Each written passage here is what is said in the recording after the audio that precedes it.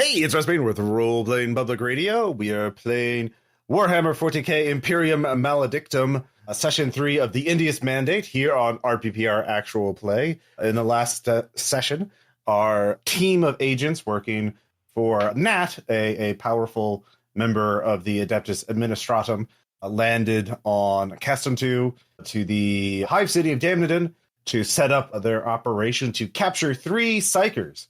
For reasons. Well, no, you know the reasons. They got secrets in their head. You need all 3 to extract the secret.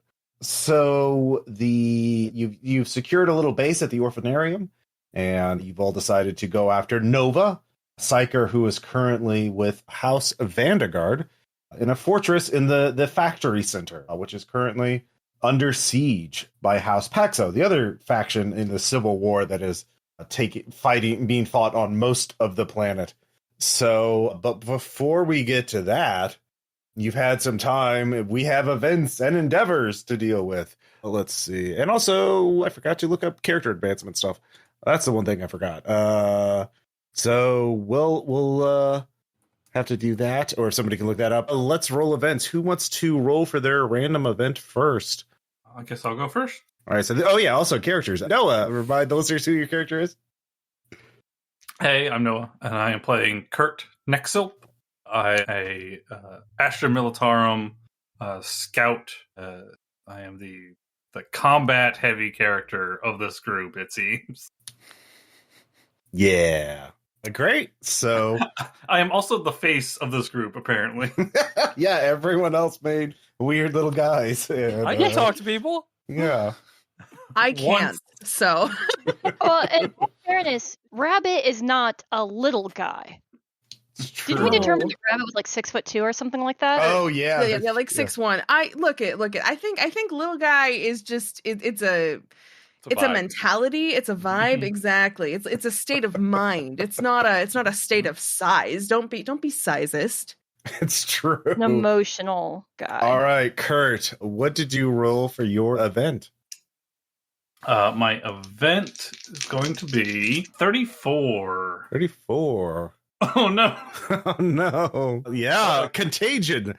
These hive cities are well. They got a lot of bad air. Yeah, roll fortitude. -10. Oh no! Oh no! Are you not particularly fortitude? I'm not particularly hardy. It's probably my worst skill. Really? Harden up. Yeah. You're a social glass cannon. You do have fate, or you can just start poison. So my skill's 29 base. I rolled a 23, but then the -10 really screwed me. All right, yeah. Unless there's some way you can spend fate to give yourself a bonus. Ooh. All right, so you begin poison. What does poison do? That is here. You are sick or unwell, poisoned, in parentheses, minor. You have disadvantage on strength and toughness tests. The maximum level you can achieve on any test is equal to your toughness bonus.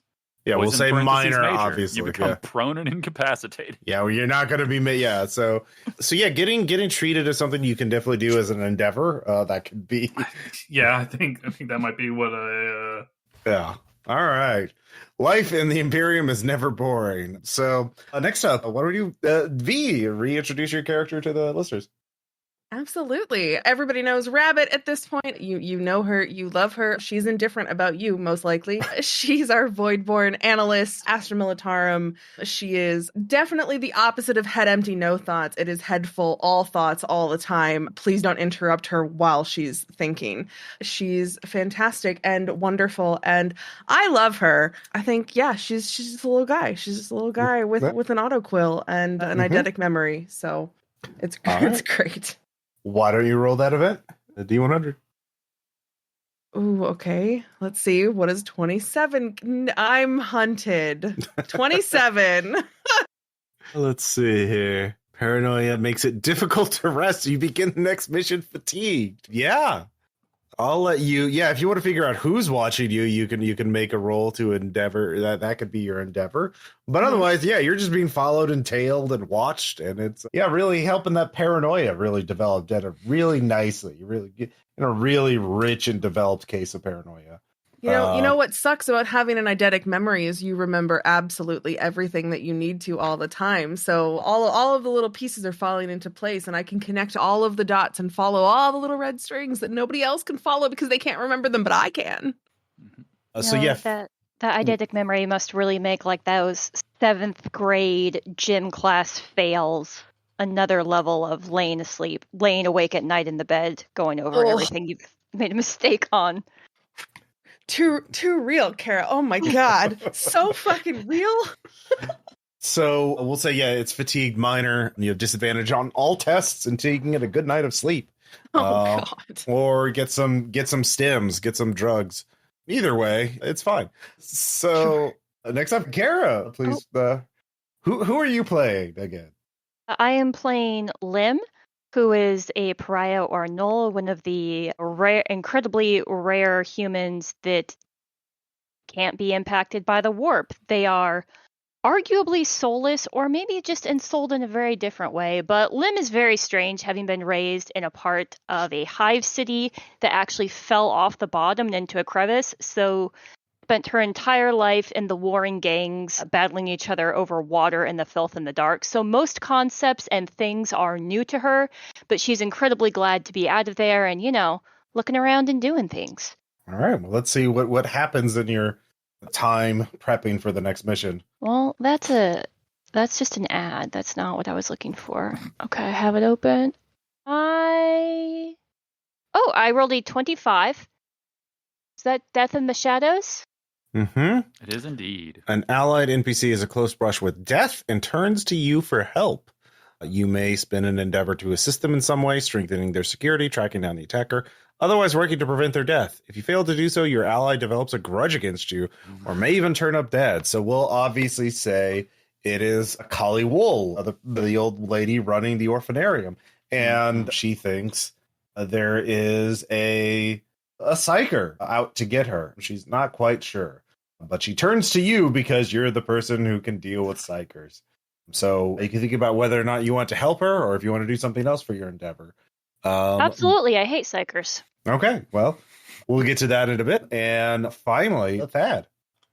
Hello. Yes, it is I, Thad. I am playing the Harrow, a weird looming psyker person who lived out in an isolated space station for a long time, using the warp to concoct their own brand of justice.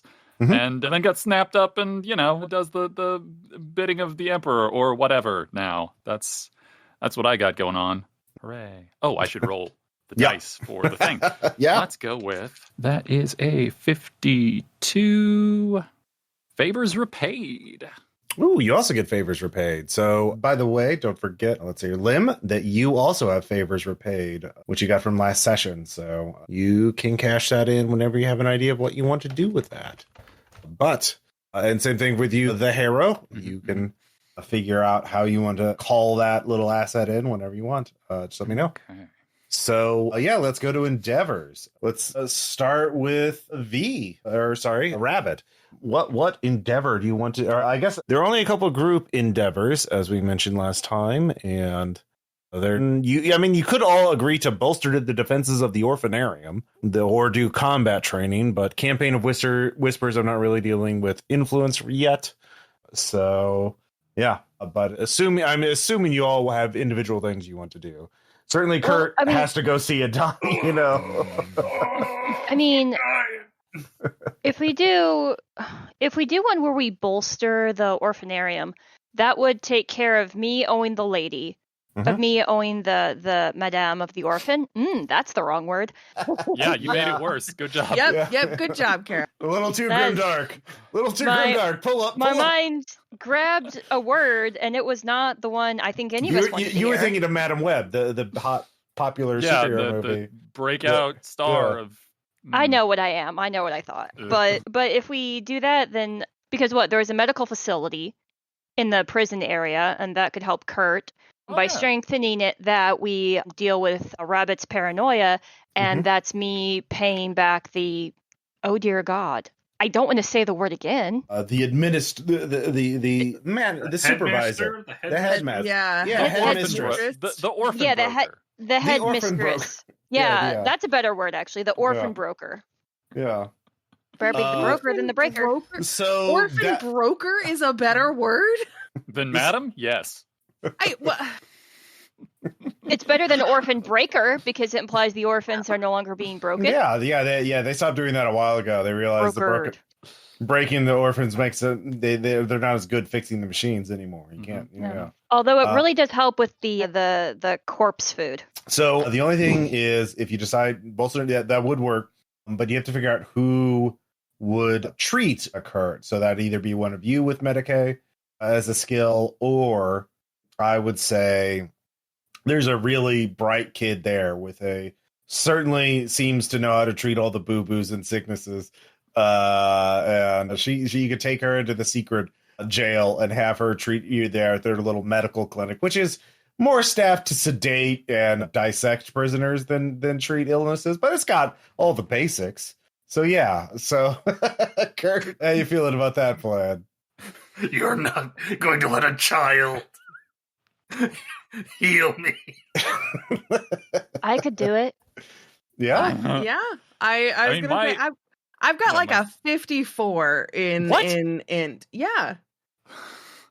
Dad, your outrage was shocking yet amusing. I just didn't know that Rabbit knew healing. Rabbit knows everything. Good to know. Rabbit knows all. Rabbit can intuit enough. All right, so you want to go with that? Oh, sure. All right, so you do bolster the defenses. I'll just have each of you kind of narrate what you're doing to help strengthen your little base of operations here. So yeah, we'll start with you, Lim. What are you doing to bolster the defenses? I am making the entire orphanarium one of the most ominous places anyone has ever been. The children are in the back, but I have been sitting under a bush out front, thinking of nothing, which means the aura that surrounds me of constant discomfort and unpleasantness has spread. Okay. So now no one wants to come to the orphanarium because it feels like the void is screaming. Yeah, I would also say you definitely walk by patrolling the orphanarium pretty extensively. You become very familiar with its grounds. You've also you've suppressed any latent or residual psyker energy, warp energy from the secret inquisitorial prison in the basement. Oh, I sleep there. It is the nicest place here. I do not understand why everyone is so upset about it. It's perfect. It's underground. It has water. It has these nice individual rooms in it. It even has beds, which I think is very special. Do they have straps? Yes, but sometimes you know. Could they be have necessary. one for the staff too. That's not where the door opens on the inside. Yeah. Well, there's just one. Like all the other rooms, they only open from the outside. Yeah, they have padded rooms. One room that just has a little scratched-in title called the Screaming Room. That's soundproofed. And then there's jails. Yeah. So you got the wrong place. So yeah, the Harrow. What about you? What are you doing to bolster the defenses? I think I'm going to be, looking about for... Actually, I realized that I didn't... From training as my thing last session, I got like an advantage to awareness that I could spend. So I think I'm actually going to do that here, and I'm just going to thoroughly examine the premises for weaknesses. Okay. Yeah. You don't have to roll. You could just spend it. Yeah. Because you spot in there's several weaknesses in the walls and little like child-sized holes in the outer walls of this, like children have been infiltrating in and out of this place for God knows how long. But you seal all those up, and don't seal them all up. Leave at least 2 open, so that way they're all funneled to a place where we know where they're coming from. Okay. Yeah. Create an orphan kill box. Yeah, perfect. Yeah. Rabbit, what about you? One of the biggest things when you come to be paranoid is that you start checking all the doors and the windows and making sure all the locks work. Because there may be children-sized holes in places, but like it doesn't really matter if there is a hole or not if they can just open windows or doors all willy-nilly. So fixing any broken locks would probably be the way to go for me. There's quite a few actually, and there's a bunch of supplies available. There's lots of material easily scavenged, especially if you enlist the help of the kids. You could even make it into a little game of who can find the most scrap metal and other supplies. And put them to work, help them reinforce the doors and windows and everything. So yeah, that's yeah. And finally, Khurt, what about you? I'm setting up booby traps. Okay, yeah. Any particular like pit traps, little tripwire kind of things? Noise traps like are like tripwires are probably like the most effective. Effective, I guess. Yeah, appropriate for where we're at, because I don't think I'm digging a pit in. Oh yeah, it is a hive city. Yeah, I mean you could cut through a floor panel and then conceal it. Yeah, but yeah, tripwire things are pretty easy to do. So finally, Rabbit, give me that Medicaid test. You get plus 20 because you do have a clinic and a bunch of medical supplies. Oh, well, I rolled a 33 right off the bat, under 54. So, yeah. You're feeling even better. Yeah, I'll give you advantage on a strength or toughness test for this session, Khurt. You really rinsed out that blood. Yeah, yes, absolutely. So I was looking at my Imperial Infantryman's primer. Where'd it go? Oh man, where'd it go? There it is. Blood worms. Full blood transmission and flush out the worms with the vein drainer. Yeah, there we go. Ooh. Obviously, that's definitely a thing that I would have been. I would have had training in too. So I'm just like, all right, Khurt, you know what time it is.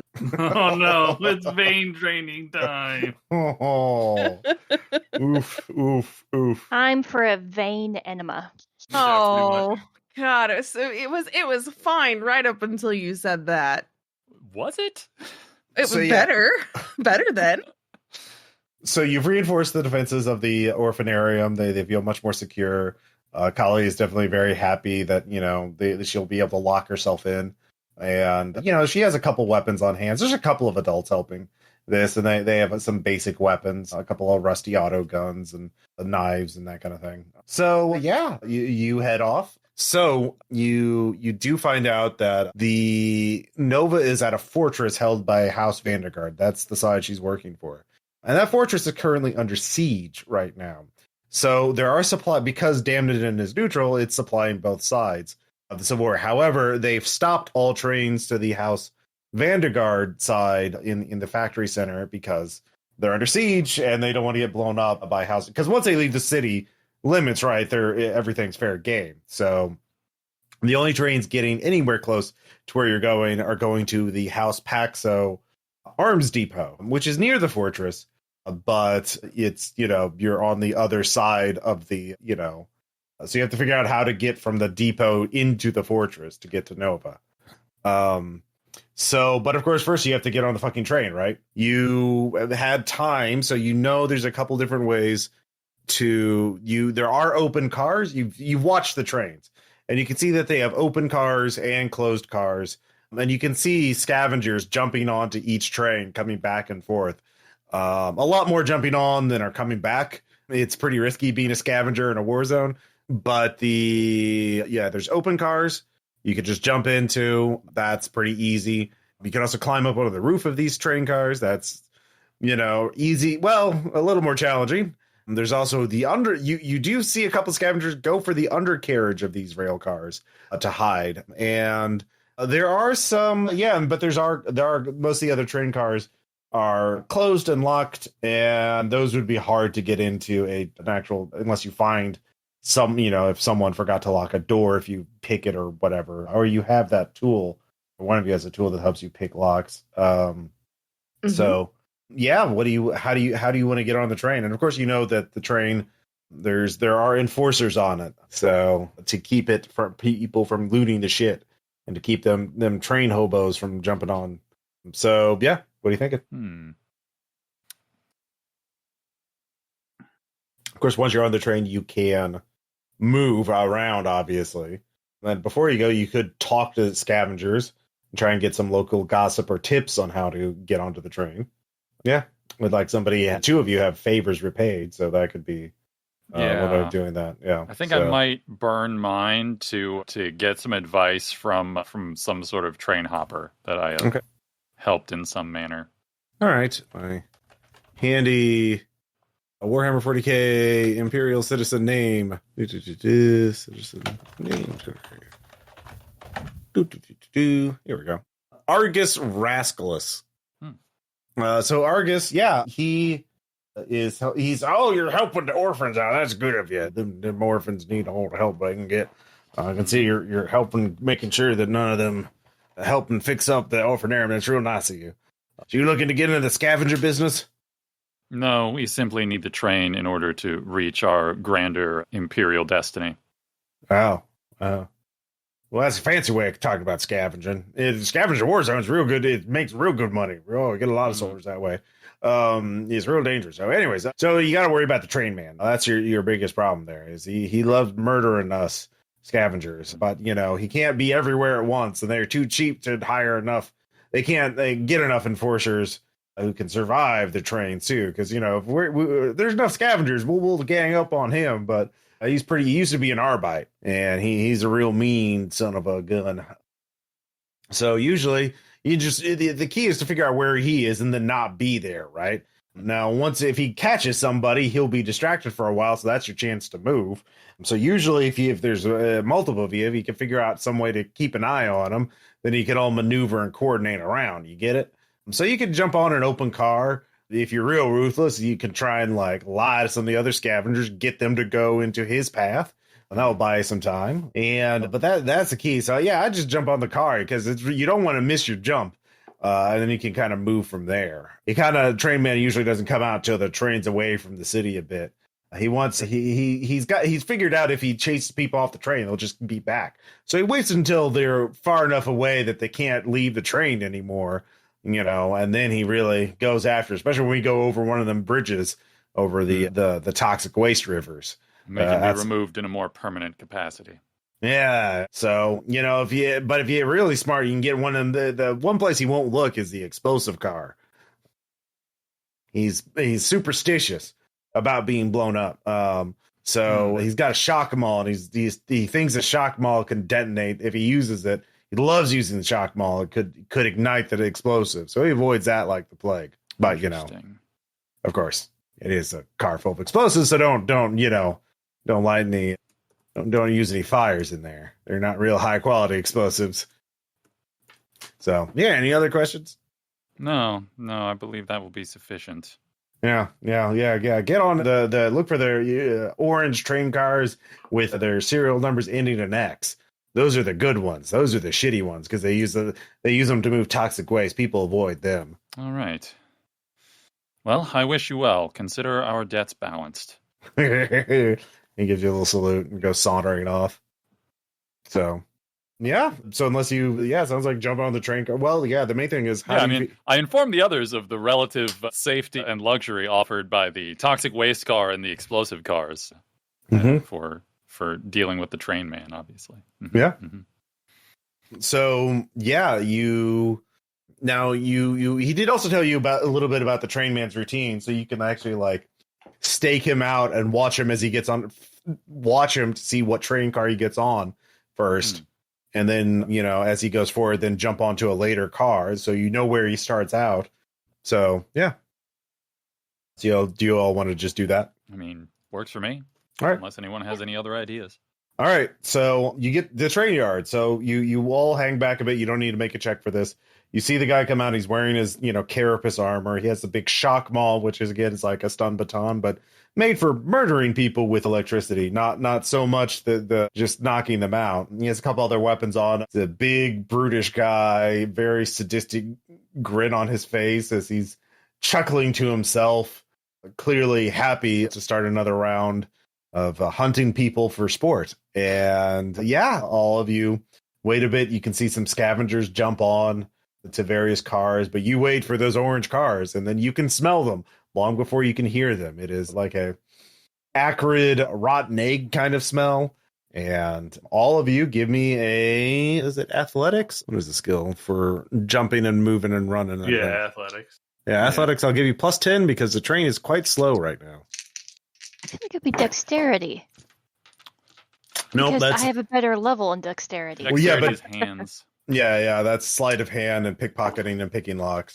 As somebody that very frequently runs into furniture that I placed in my own home, I would argue that dexterity is much more important to safety than many realize. I'm not arguing that it's not important, but you're trying to match the speed of a train and pull yourself up. It is more brute force than finesse. I rolled an 11. Hey, Yeah. you can haul someone else up if you want. If someone fails their check, as long I as it's got not. a 2. Hey, Damn. I failed I had to mine. My use- robes are too flappy. yeah. I had to use a help fate roll point, up? but I got a 39 out of Okay. 41. All right, so use a fate point. You almost trip on a rock, but then you oh shit! I really need to make it. Surge forward with some adrenaline and hoist yourself up to the very bad smelling train car.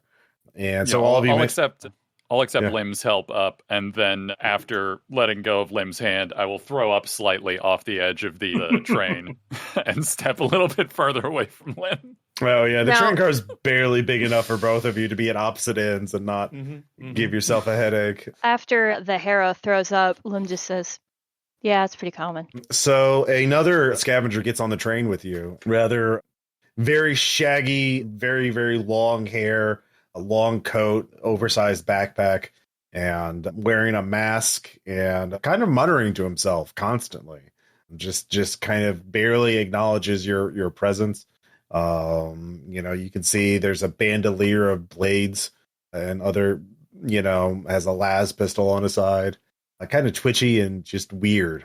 So yeah, so who is going to stick their head out of the train to see if you can spot the train man? I'll do that. Okay, go and give me a you're word. scout. 52 out of 40, so no, I do not see him. Okay, so yeah, you don't have. Yeah, this is definitely challenging, Jack. No bonus because it's trains bellowing smoke. You're straight up ahead. You're not. The train's not curving, so you can't really see it. So yeah, I'll take you a don't. look. Yeah. Okay. If you critically fail, let me know. No, also regular fail. Okay. Ooh, actually, no. I'm gonna spend a fate point to flip that down to a 16. I succeed. Okay. Where this guy is. You do see him. He is coming your way. He is he's moving. He actually must have seen one of you or something because he is only 4 cars in front of you. He seems to be moving with some purpose towards your direction. You don't know if he saw you or someone else. But Do yeah, we know where the explosive car is relative to our position? it is further back away from the train man. Ooh, I have a plan. If anyone wants to accompany me to the train car, we could cause some mischief. What Or kind of mischief? not the What train kind car, of the explosive mischief? car. The Well, explosive it's- car. Yeah, Okay. so that's my thought. I'm going to go and get some implements for, warding away trouble. All right. So now, when you're going from car to car, are you going to go climb up on the roof and jump from roof to roof? Or are you going to go into the undercarriage and go from undercarriage? Or are you just going to be on the main level? Because that's obviously the safest to be on the main level. mean, but quite that's going to be the frankly, I don't easiest think- to spot. Yeah. I don't think my athletics is going to be good enough to do like climbing and jumping. I'm generally a slow mover, Okay. so I will probably just go on the main level. I'm just going to stroll. Okay. Well, you have to literally. There is a bit of reaching over and pulling yourself from one car to the other. So first off, let's see if he is looking at when you jump out. All right, odd or even? Odd. All right, he is looking. Give me a stealth check. Can I do something else instead? You said you're leaning out, and yeah. No, I mean instead of stealth, Oh, what? psychic Oh. static. Roll with disadvantage. You're in the same zone as Lim. Okay. Oh, good point. Yep. That would make it a 72, which is still a success. Oh wow. All right, yeah. You somehow managed to activate it. Well, I mean, despite he the- also does get an opportunity to see me anyway. Hold on, let me pull up the page. Yeah. Psychic I do. He static. does have stats and everything. I looked it up. What is the page? Page 3. I wrote it down and Mhm. everything. All right, I have it. 169. Okay.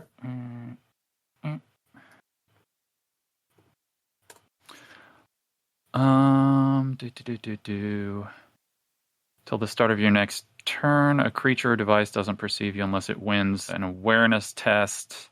opposing your manifest test. So he has to Beat a it's an 72. easy one. So he gets like a plus 40, but he has to beat a 72.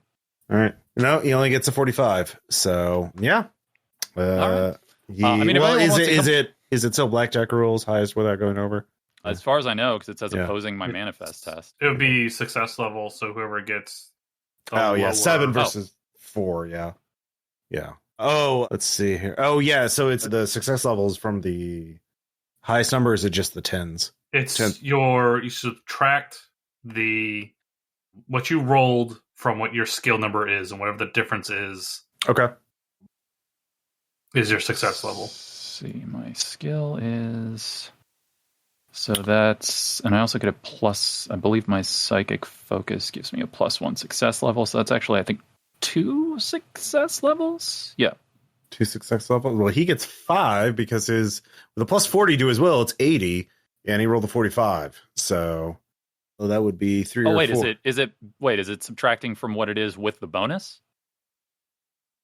Because that would I would different. assume so, yes. Yeah. Oh, okay. Then that would be 4 success levels, I think. Okay. Yeah. Success levels. Or no, wait, 5. Sorry, 5, because I get +1 from my thing that I get for being a sanctioned psyker, psychic focus. Subtract the 10s of your value from the 10s value of your result from the 10s value of your skill. So, yeah. All right, so he got a 4. You got a 4. The higher your success level.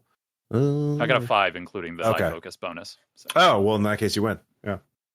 Yay, cool. Game mechanics. Relearn. If I'm understanding correctly. Yeah. Yes. So you manage to barely avoid his detection using the psychic ability. Meanwhile, and you start heading towards the back of the train, towards the explosive car. So, were you telling the others, what to do, in terms of the plan, or are you just going? I mean, I informed them I'm heading to the explosive car to get some materials. Okay. While the Harrow's doing that, Rabbit, do you know what you want to do? The train man is a-coming. Oh gosh. The problem is I'm not really great at hiding or anything. Oh gosh. Is there... Okay, so I know that my my multi-key. I know that my multi-key is really, really good at picking locks. With a roll, would I be able to use it to maybe jam the door lock for this train car so it takes him to stop him from coming in if we need a little bit of extra time? Sure. Okay. Yeah, so the right now this is an open car, which means the doors are open, right? They're airing it out essentially. They take toxic waste from the arms depot and bring it back here for reprocessing or something. I don't know, but you can use the multi-key to close the doors and lock them. He would have to spend time to... Of course, he would definitely know that someone was there because they're supposed to be open, right? So, but yeah, you could do that. That is dexterity or tech use, either one. I'll give you plus 20 because you have the multi-key. Yeah. Oh gosh. Okay. If you're giving me the option of tech use, we're gonna go with tech. Yeah, it's sabotage. Yeah. What's your tech? 54. Yeah, you should do that one. Yeah, I got an 18. All right. Nice. So yeah, you lock the doors. You can unlock them without having to make another roll, but they are locked. You've locked him out. So you... I will let the Harrow know that this is happening, though, so it's not a surprise for them when they try and come back.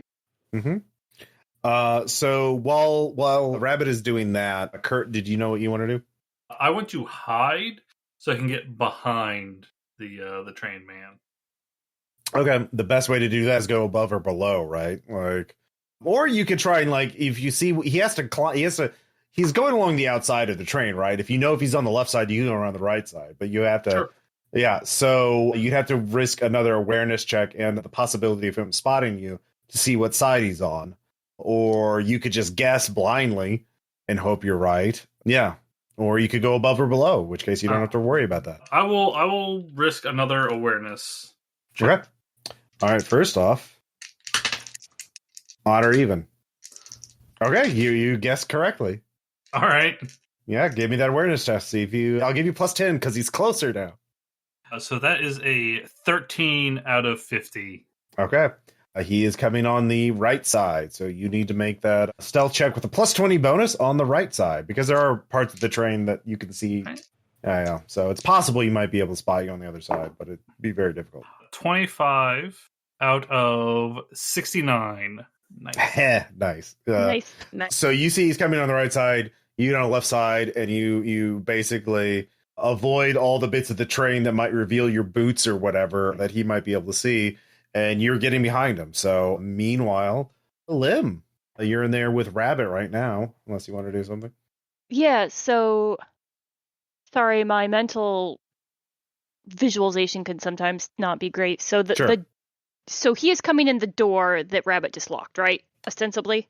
Khurt just left, yeah, before Rabbit locked. No, I mean the train guy is coming through the door that Rabbit just locked. He's on the right side of the train on the outside. He's sort of, hand holding his way towards you. He hasn't gotten to you yet, but he would be coming on the right side. Does that make sense? Yeah. Like, picture a train, and he's holding on the side of it, making his way towards your car. Khurt warned you about it, but he's coming, but you have time to act before he gets here. So he's on the outside. When he comes into our car, how is he going to enter it? Well, he's theoretically not, if he doesn't jump around. You look around, there's two big open sliding doors on either side of the train, right? Like that's how they move cargo. Rabbit is locking both of them, so he's going to have to jam it. But if you look around, you look up and you can see there's a hatch on the ceiling that is not secured. So he could come in through there too once he realizes the doors are locked. So I have a very high stealth.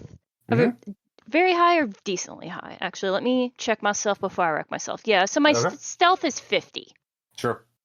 So if we do leave one of the doors open and that's the one he has to come in, I'm thinking of how in comedies, like the villain will run in through the door and the hero is right next to the door and just clocks him from behind. Can I do that? Just essentially press myself up against one of the doors so that way if he comes in that door, he comes in and then I shoot him in the back. You can. If anyone thinks this is not a good nor amusing idea, speak now or forever hold your peace.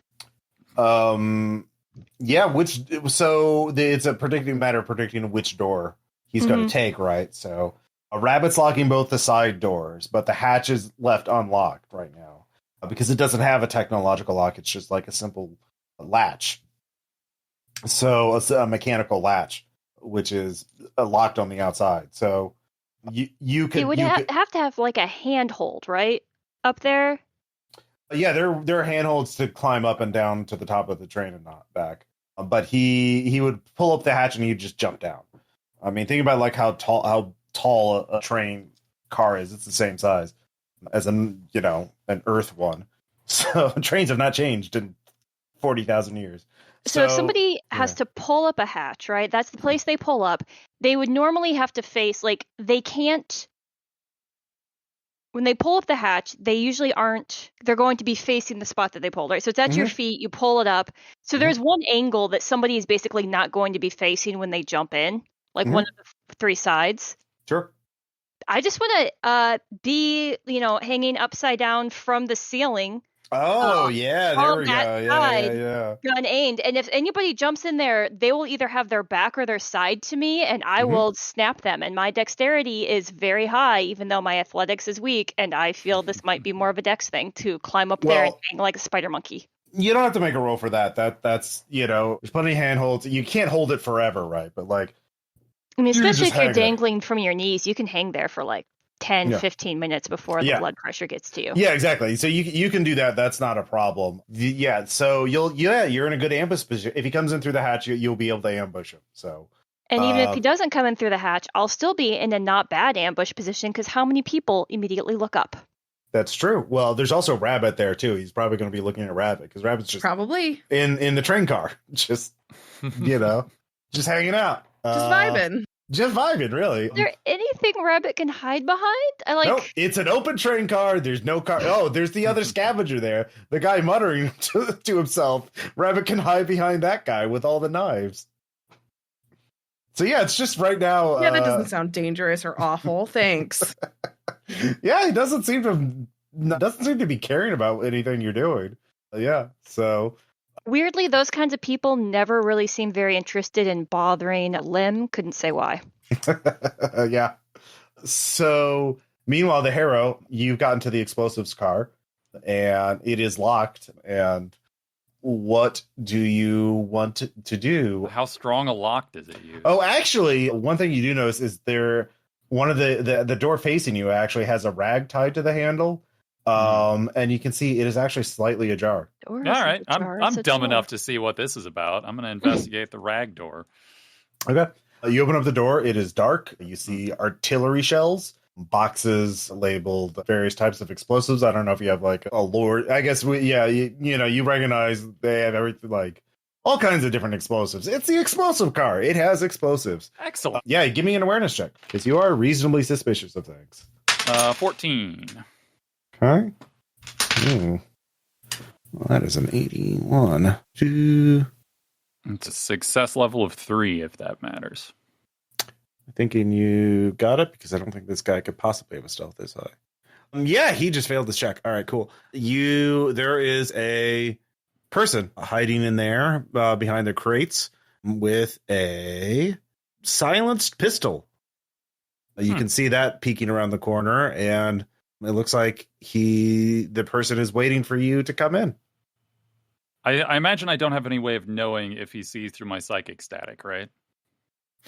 Oh yeah, you can keep maintaining that, right? Right. I can keep it as a. Let's find out once it's active. Well, no. The thing is, you open the door, so he would see the door opening, and he'll definitely regardless of whether he sees me or not, he'll see the thing that I start doing. Which I would say.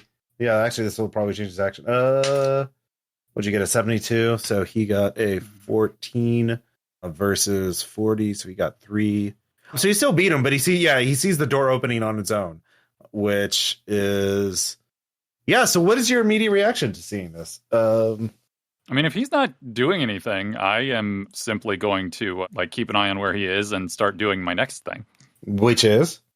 Well, I'm going to activate Spectral Hands. So that is page... Give me the... I think that might be right on the button of success. So, It's 171. There it is. Sorry. Flipping between PDFs of character sheet and other stuff. Yep. Okay. Manifest telekinetic forces to manipulate objects and move them. Choose any number of objects within short range with a total encumbrance no greater than the success level on your manifest test. So that would be, let's see, I succeeded with a, oh no, wait, it's a routine plus 20. So I succeeded with a 2. So what would that be? A 2 encumbrance. Do we have any idea how much weight that would be? I would say, yeah, that's a good question. That's in there. Yeah, I don't know if that's I think that's 1 or 2. A great weapon is 2 encumbrance. Okay, so one crate, I would say. Oh, I'm not looking for a crate. I'm looking for smaller objects because I can carry any number as long. So I'm thinking the explosive. There shells, are no smaller honestly. objects. Everything is packed in boxes. It's right. Cargo. It's not. They wouldn't have loose grenades. They have crates of grenades, but you would have to find a crate of grenades. I'll just take a crate then. The crate is just going for a walk out the door with me. All right, I don't go inside. I'm just having the crate go for a walk. Actually. Okay. Are you going to take it a little bit to see what's inside, like some sort of terrible Christmas present? No, as long as it's labeled as explosies. There's a big warning sign. That's a pretty easily recognizable symbol. Yeah. Something tells me shaking a box of explosives probably not the smartest thing. We want to make sure that there are lots of different kinds of explosives. Also, I guess it would be Christmas. Would be what, Emperor's Day? Yeah. Well, Emperor's Day varies on each world. Every planet. It's like Doomsday Yeah. in Marvel. Every It's day whenever- is Emperor's Day. Oh yeah, you're right. You're right. I'm sorry. All right, so you have a crate of some kind of explosive, and it's just floating. And if the yeah. dude makes no attempt to like shoot in my direction, then the crate and I are. Yeah, just, you're not really going focused on the back. dude. You can't really see what they're doing, but they're not shooting at you. That's for sure. All right, They cool. are. Then I'm gonna keep it. I'm gonna keep the crate about as far away as I can from myself, which I think is about 10 meters is the end Okay. of short range, and it's just gonna be floating ahead of me as I walk back. I don't know what's going on with this dude, but this is a very strong, not my circus, not my monkeys kind of moment. Exactly. Not- Like, not don't know my- what that is. Not today, Satan. Yeah, yeah. So I'm assuming it's someone who dug in there to keep the train man away, and I don't care.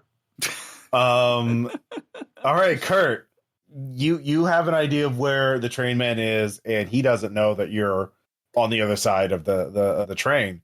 What's your game plan here? Are you have time to like figure out your approach? You haven't, you can like, what is it? So, I mean, my general plan was to wait for him to come by and then kind of time it so that when we're open or when we're over an open area where he likes to throw people off. I just Between throw him cars. Okay. off. Yeah. Yeah. All right. Are you like, how are you going to throw him off? Are you just going to because the thing about the open air is the space between two cars, right? There's just that link between the two cars holding them together.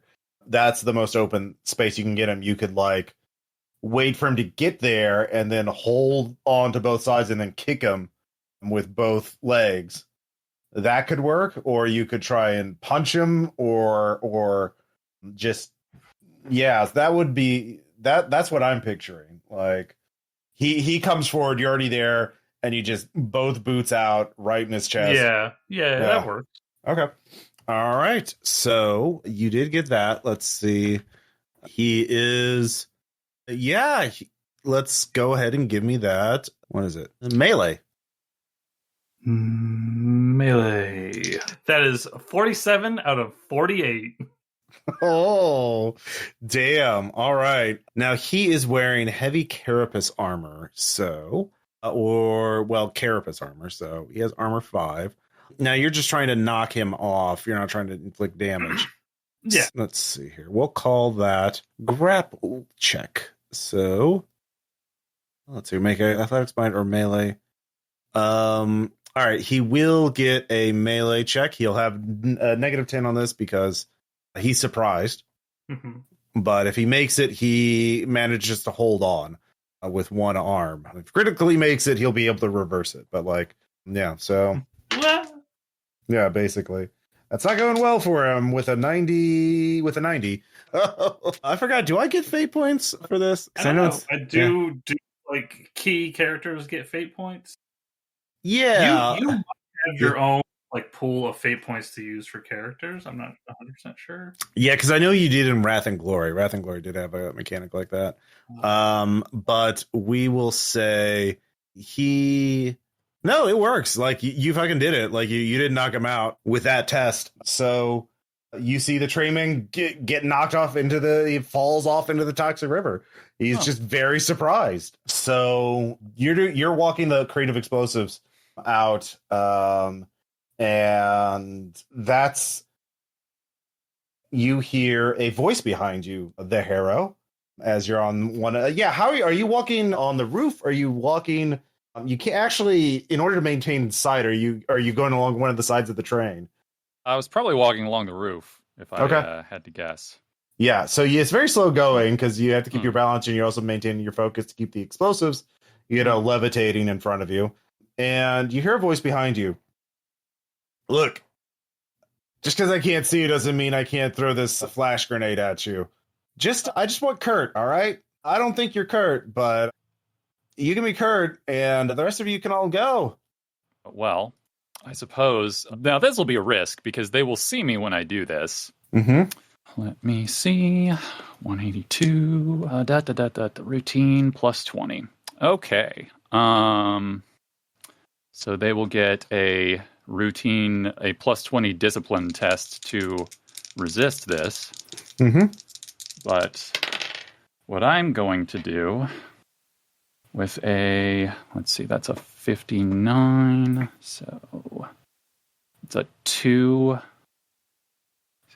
Yeah, 2 success level. I use compel to tell them to jump off the train. Okay. I turn towards them and say, jump off. All right, so you become visible, and they see you, and God, where is that? Hunter, there it is. There are their stats. Cool. Discipline plus 20 to resist. All right, and what'd you? My success level was 2. Okay.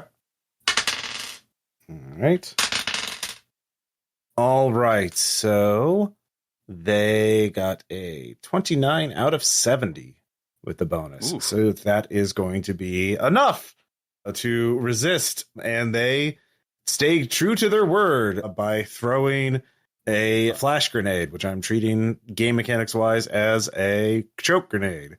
So let's see if he is all right, 47 out of 50. He does hit you with it. Do I get an attempt to dodge? You do.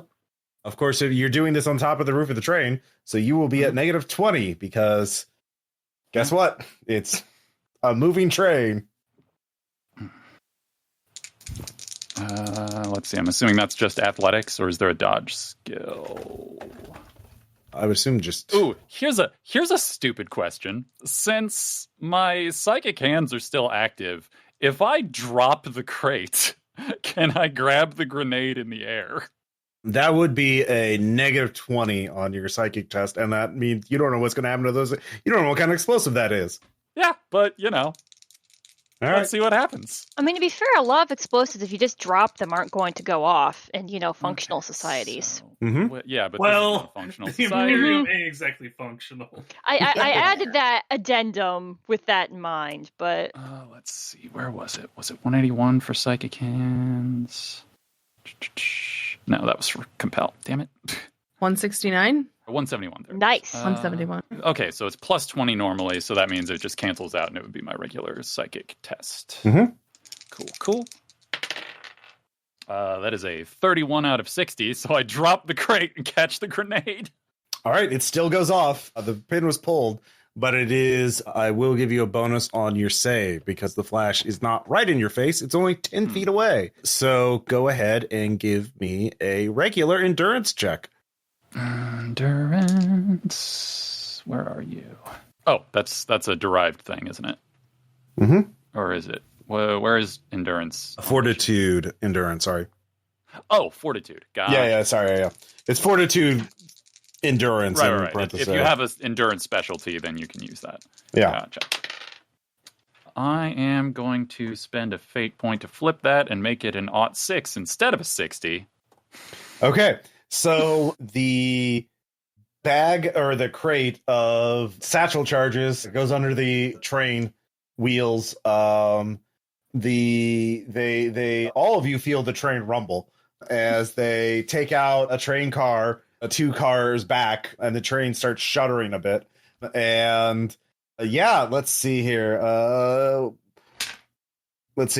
V and Lim, you fall to the ground as you weren't prepared for the shake, but you don't take any damage. You're safe. Quake. Yeah.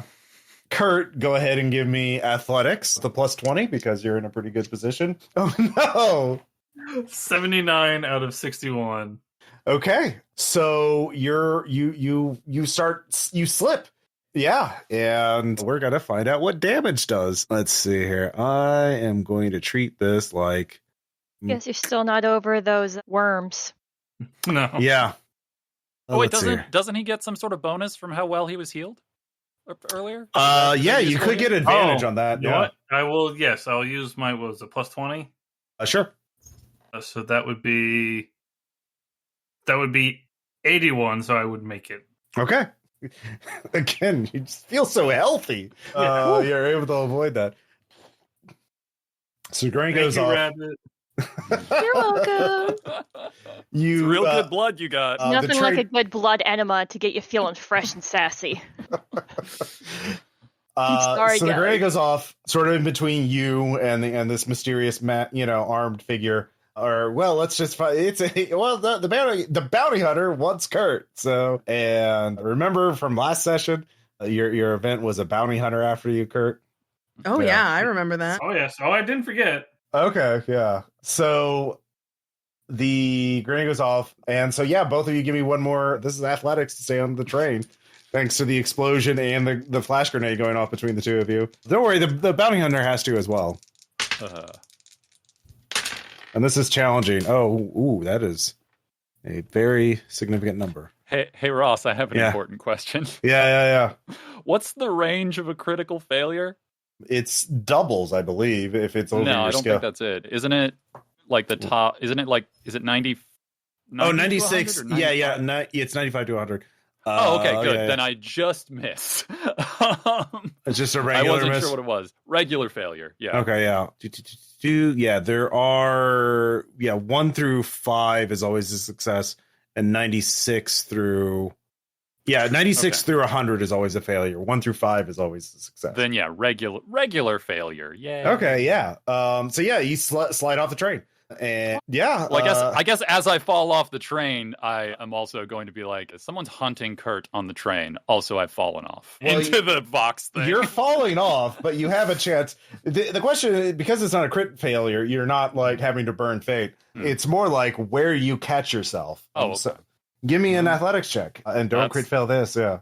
I think I'm probably still going to fail at balance. Now, the bounty hunter crit failed their athletics check, so they're gone. Oh. They're just... Oh, well, never mind. Perfect. It's okay. So do I.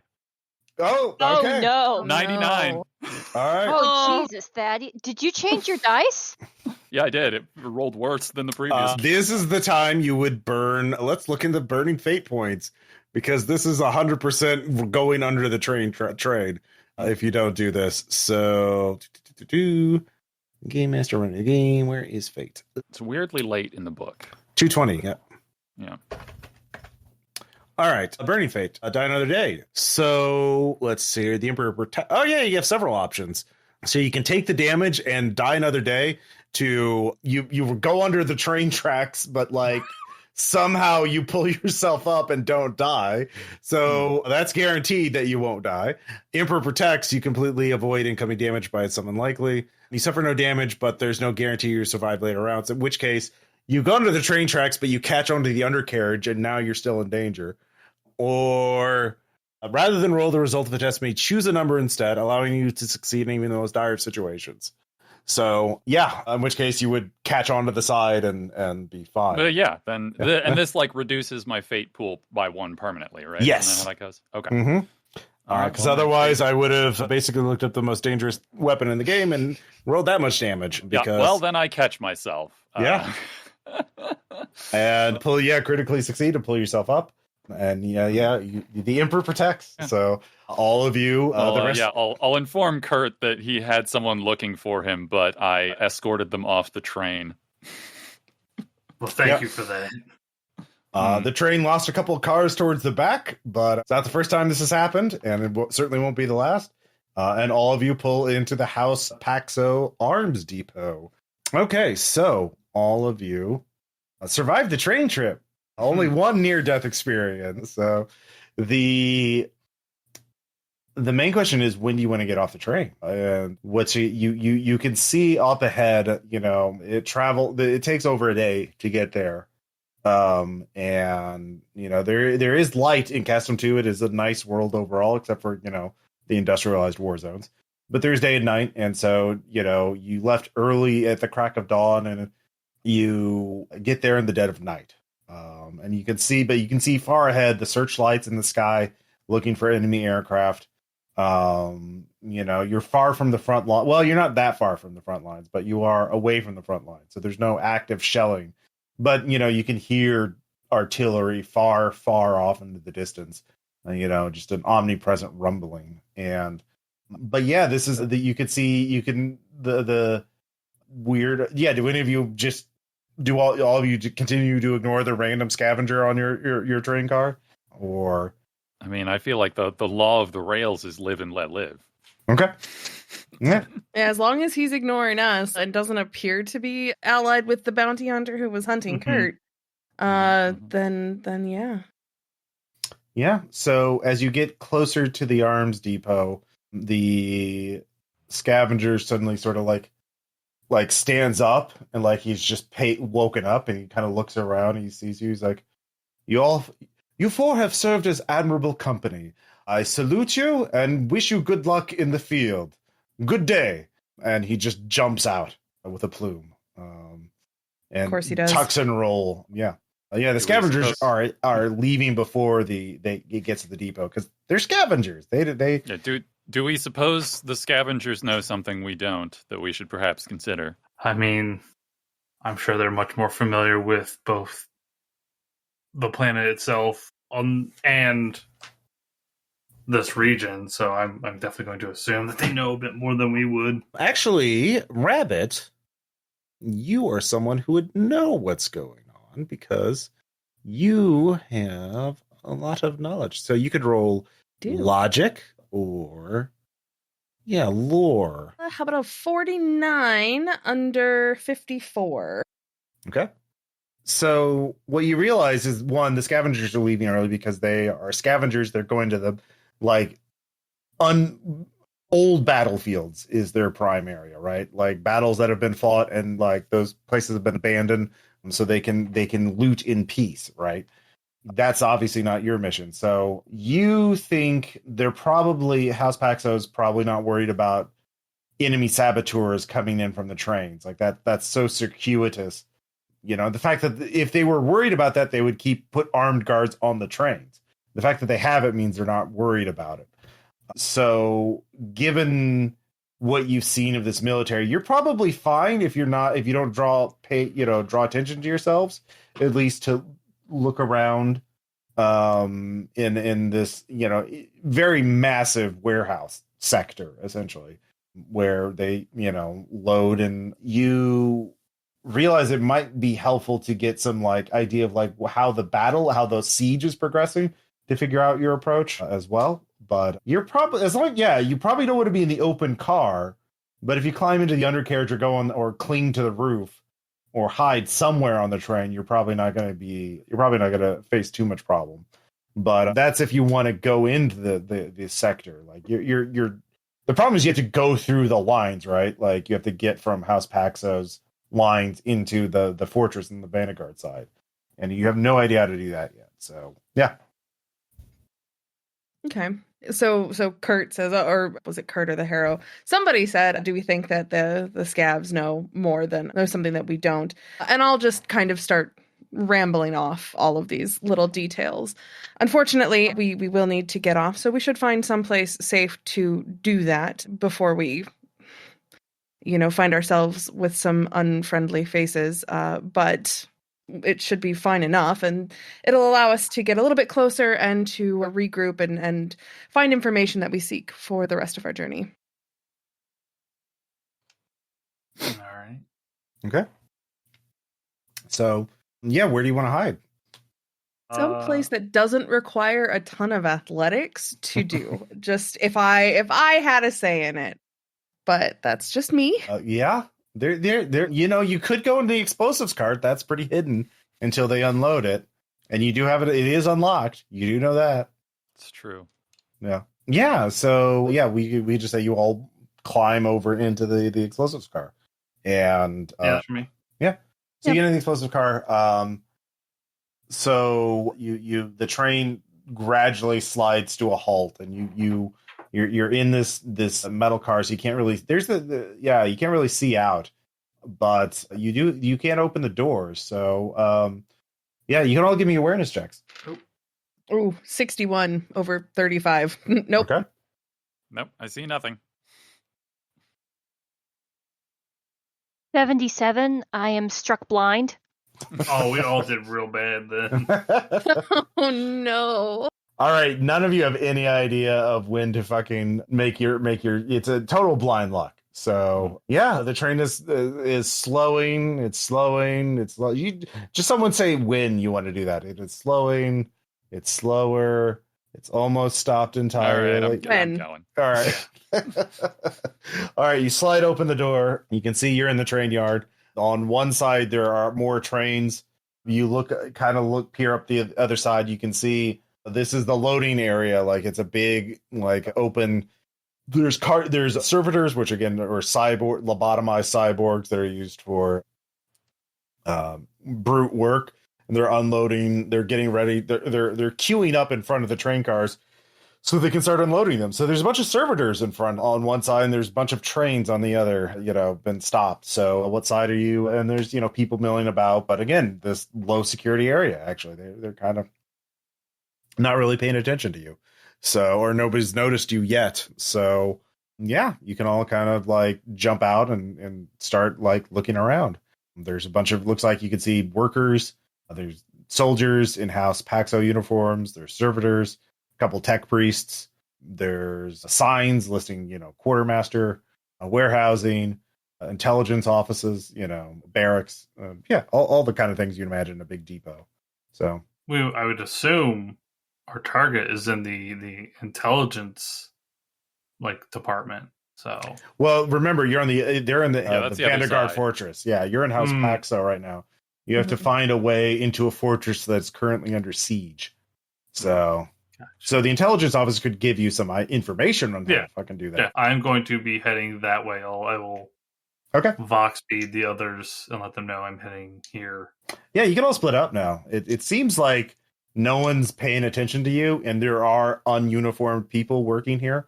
So people may ask you what you're doing, but it's, if you're stealthy or you're quick-witted, you can talk your way out of problems.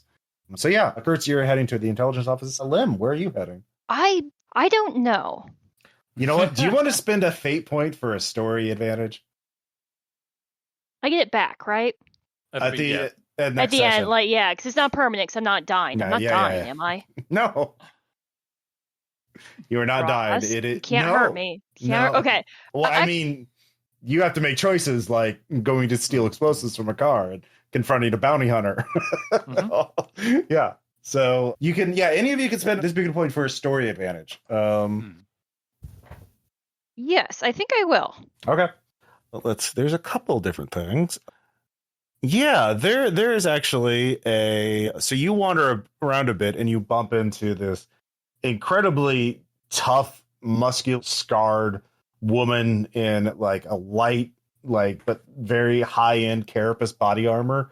Of course, Lim, you have no idea. Anyway, she looks at you and says, "You a volunteer? You look like a volunteer. Come with me."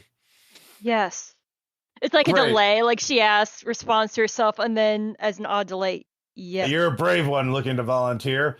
Here, I'll let me get you a drink. Yeah, so I'm Orv. Anyways, one of the jump troopers. Yeah, I'm really glad we could use all the volunteers we can get for this assignment. So yeah, she starts talking to you about a special mission that they're planning to infiltrate the House Vanguard Fortress. So meanwhile, let's see here, Rabbit. What do you want to do? I would also like to burn or to use a fate point for a story advantage. Okay, yeah. So you're looking around and you start taking notes because that's a thing that you do when you're nervous, in your little notebook with your autoquill. And as you're sort of like writing out information about this depot, and a quartermaster comes to you. What does a quartermaster look like? They're the military people that are in charge of handing out equipment to the soldiers. So it's like they have, dudes, women, young, old, nice, mean looking. I'm imagining the guy from Mulan. All right, yeah, sure, yeah. So he's like, "Oh, hello there. You look like a scribe. Have you been assigned to the quartermaster?" That's me, by the way. He gives you a wink. Yes, I have. Great, come this way. We need help sorting out all the uniforms. They've been reprocessed from battlefield losses. I need you to inventory them quite quickly. And you look so lost. Did no one brief you? Have you not been briefed on anything? No, I have not. I was told to come here, and that was it. And obviously, I'm not used to that level of incompetency. Well, he gives you a little wax seal. Well, show this to anybody. It's showing that you work on the auspices of the quartermaster office. They'll leave you alone. But you see, we've gotten a good supply of House Vanguard uniforms and documents from the battlefield dead. I think some officer had a plan of infiltrating the fortress, but we haven't. This was months ago. But we got the orders to get them and clean them and make them look. Stitch up all the las burns and auto gun holes, and they look good as new practically. And so if you could just inventory them here, here's they should be by size, but yeah, they could fit anybody. So come here. So he takes you to a warehouse nearby and starts pointing it out. Yeah, just inventory them all and get it back to me at the head office over here. And once you do that, I can get you about quarters and a meal and all that. Do you need a servitor skull? This is a V question. Do I? I don't know the answer to that question. Servitor skulls are little human skulls that have been turned into little robots. They float around. They usually have cameras or little computers in them to help people with various tasks. So yes, I do. Yes, I do. In fact, that would be very helpful. Yes. Good. Yes. We've the tech priests keep giving me them, and I don't know, and I've run out. I can only he has one flying around him, and honestly, the soldiers think it's bad luck, so they don't want them, and the officers think it's rather gauche. For some reason, I don't know why. So here you go, beep boop boop boop, and a little flying skull starts flying around you. So, but yes, get that inventory and good luck. Do you have any questions? No, sir. Inventory is something I am very, very good at. Yes, I could tell. I have an eye for talent. But anyways, yes, just scan just inventory all these enemy uniforms and make the list of all the sizes and the types, insignias there. There's a book there that explains what all their ranks are and everything. And there's a box of medals. I need that sorted too. So yes, should only take you a few days. Good luck. And he heads off. So then, meanwhile, the Harrow, what are you doing while all this is happening? Well, I need to hang on to my last little fate points. It's my pool has shrunk, and therefore it's even more valuable. So instead, I'm going to try and find a nice little private corner or alleyway or somewhere at least less observed to purge my warp charge that I built up on the train. Okay, yeah, roll awareness. I'll give you plus 20. It's, like I said, it's a pretty unpatrolled.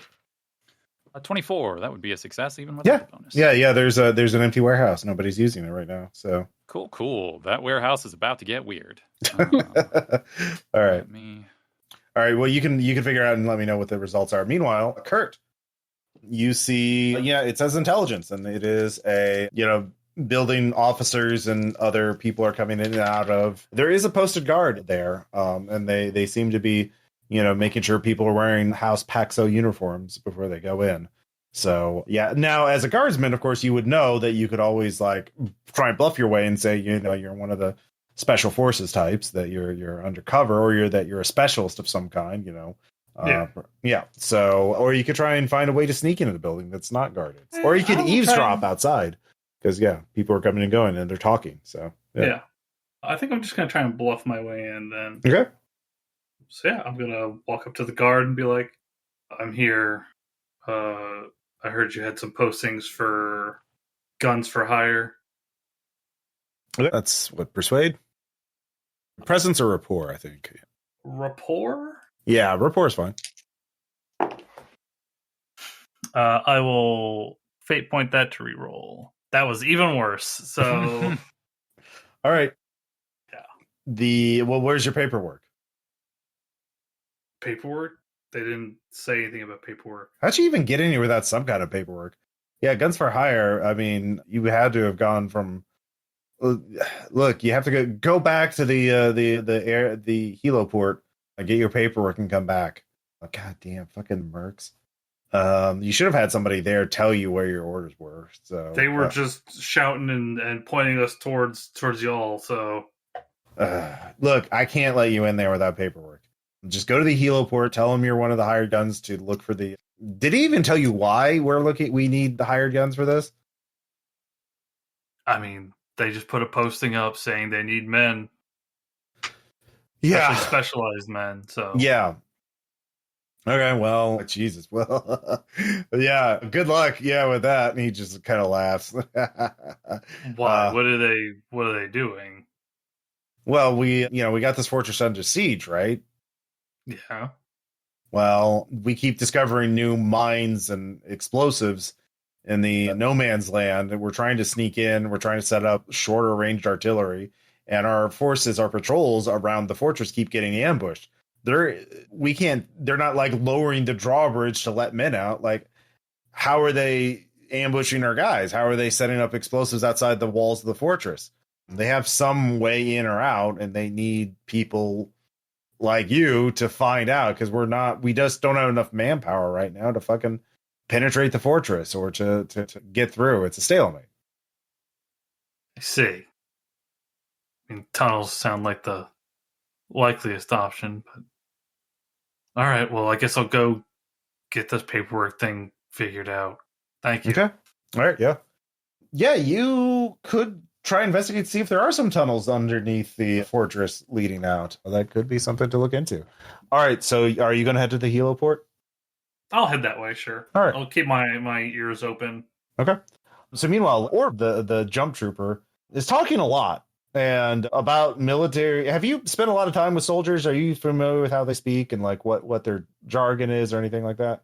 No, Lim has kind of like the Rambo, I guess, familiarity, or like the diehard familiarity, I guess is the best way to put it, where generations of undercity people with the little that has percolated down. So like a lot of these terms are not unfamiliar, but they are probably does not have a good definition for a lot of them. And even a lot of the ones she's heard, like being on the ship and getting out and stuff, are not like she can pick up the gist of it. Like she's smart enough to just sort of listen, but also a lot of it's going to be. But she does know how to nod and look interested. Okay, and remember. You're doing that. Yeah, she's telling you that they're really excited to try this really dangerous mission. They think it's something about getting in a plane and then jumping out of it, even a perfectly good plane.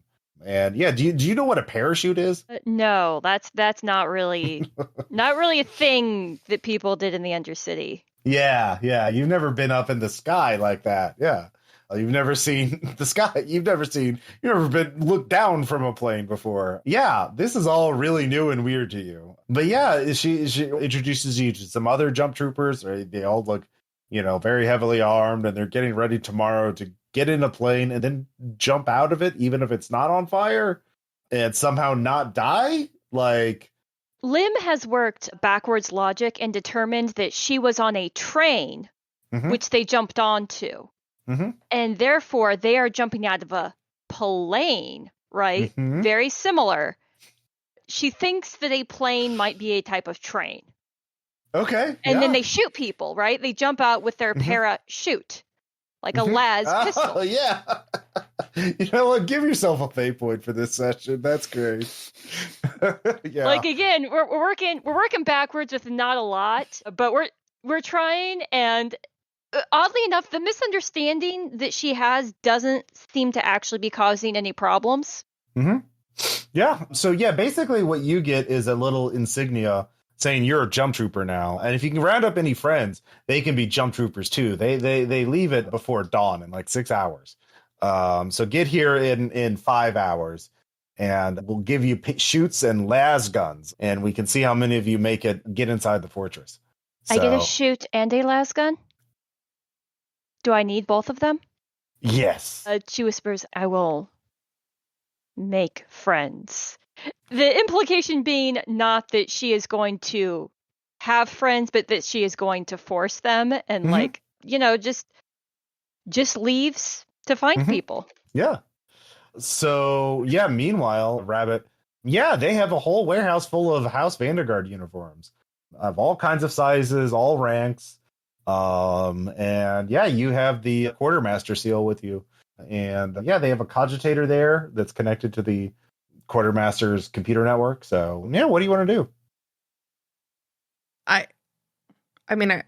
was tasked with organizing, so I'm gonna start organizing. That's what I'm okay. I'm focused on this now. Okay. All right. Luckily, you know, being able to look through the book and get all the insignias kind of like locked away in the brain space, that information is super useful and will definitely help. But yeah, I mean, and also like, you know, maybe setting aside some that I know are like roughly the right size for my friends, my group mates. But yeah, I mean, I'm organizing. Okay. So that's sort of the key. Yeah. So you get all this. Yeah. You find uniforms. You can find multiple uniforms of any rank up to like lieutenant. The captain, and there's not many of the higher officer uniforms around, but yeah, lower ranks there's a lot of, weirdly enough. So yeah, you get that kind of squared away. So the Harrow, what happens in this warehouse? Warp echoes. Everyone in the zone hears echoing voices and sounds from past events and things yet to be. Characters who hear this bewildering cacophony must pass a challenging discipline test or be stunned. So since I'm in that zone, I assume that means I have to pass that test. Oh, sure. Well. Yeah. All right. Do you know what doesn't comply with OSHA warehouse worker safety standards? This warehouse. So there's a lot of warp echoes of, well, gruesome forklift accidents and other industrial, very large. Yeah. OT5. Yeah, it sounds about like one would expect. Mm-hmm. Yeah. It is a very big warehouse, and crates fall far and land on various ghostly workers. Yeah. And the echoing sounds of carelessness, either on the part of workers, management, or both. A grisly symphony of human damage and death. Mm-hmm. Yeah. Mm-hmm. Anyway, so I leave and go looking for the others. Yeah. So Khurt, you get to the heliport, and you can see they're just running aircraft in and out, just basically recruiting gangers and other underhive scum to use as cannon fodder, as proxies to try and shore up the fact they've got this fortress completely surrounded and cut off, but they don't have enough manpower and firepower to really capitalize on that. And so the fact that they have some way in and out of the fortress that they haven't been able to figure out is really pissing off the officer corps. And there's this officer who's yelling about the moral superiority of the front charge, and why don't these soldiers believe that anymore? If you run at the enemy en masse, they'll give up their fortified positions with heavy automatic weapons and run away. That's just logic. They'll be so scared of your bravery that they'll run away. Yeah, that checks out. That's what it says on the primer. Yeah, exactly. But yeah, again, a lot of people going around there. You can try and, you could sign up as a ganger and get your papers to go on a mission in no man's land and get probably blown up pretty quickly. Yeah. You can roll logic or let's see here. Yeah, logic would be the best way to figure out. If that plan is good, the plan is brilliant. You don't need to use logic for it. Yeah. Nope. Okay. I mean, you can still do things. You just don't get a clue. So, or, a little hint. The guard didn't conscript me to think. All right. Yeah. Yeah. Is there anything you want to do here? Or you want to try and get the paper? I guess I just kind of want to overhear as best as I can. I want to try and roll awareness. Awareness. Come on. That is 40 on 40. Okay. Yeah, you hear about a lieutenant trying to plead with the captain to give him a detail of these guys. Look, I just want six of them. That's all I need. I think I found an area that goes under these warehouses, and there's some bunkers there, some bomb shelters there, but I found a hole in the wall that leads into a tunnel. And it looks very old. I don't know how far out it goes, but I don't want to go by myself. I need some manpower to really check this out. But I'm telling you, there might be tunnels. This all used to be part of the same facility, the same fortress city. They might be connected. And the captain is like, "Oh, you and your wild theories. You think we are the Emperor's chosen? The Emperor would have given us a vision of these tunnels if they existed. The fact that we are Paxo generals did not tell us about the tunnels means they don't exist. So your lack of faith in the leadership of this army is noted, Lieutenant. And yeah, so I'm going to, if that guy goes to like leave dejected, I'm going to follow him and try and get his attention. Yeah, someplace quiet. Yeah, he goes off. Let's see here. I like this one. Ratibor Scrapkin. He's not a very popular officer. Lieutenant Scrapkin. Oh, you're one of the gangers, aren't you? You're not, or if you're a trooper, you're not in uniform. A little short to be a trooper too. Look, who I am isn't that important. What I can do for you, now there's the question. I hear you have some ideas about tunnels. Yeah, I studied history of this noble and great planet, and I know this was once a mighty fortress city to garrison, to prepare in case of interplanetary assault. We were, since then it was converted into factories, but I believe there's bomb shelters and bunkers that link up to the fortress. I think that's what they're doing. Well, yeah. I overheard you say you need 6 qualified troopers. I mean, I was asking for 6. I was expecting, I would be happy with any, like at least like 3 or 4, but you ask for more than you want. Yeah. Well, have I got the deal for you? Oh? Let's just say we could both be mutually beneficial here. Me and my people take a look at these tunnels for you. We go get to do what we need to do, and then we'll report back with whatever information we gather along the way. Okay. We make it look good for you. Get a bright, shiny medal at the end of it. Well, I don't see any possible downside to this on my end. Yes, if you have a team, assemble the what's your gang called? What is our gang's called? Avengers. Avengers assemble.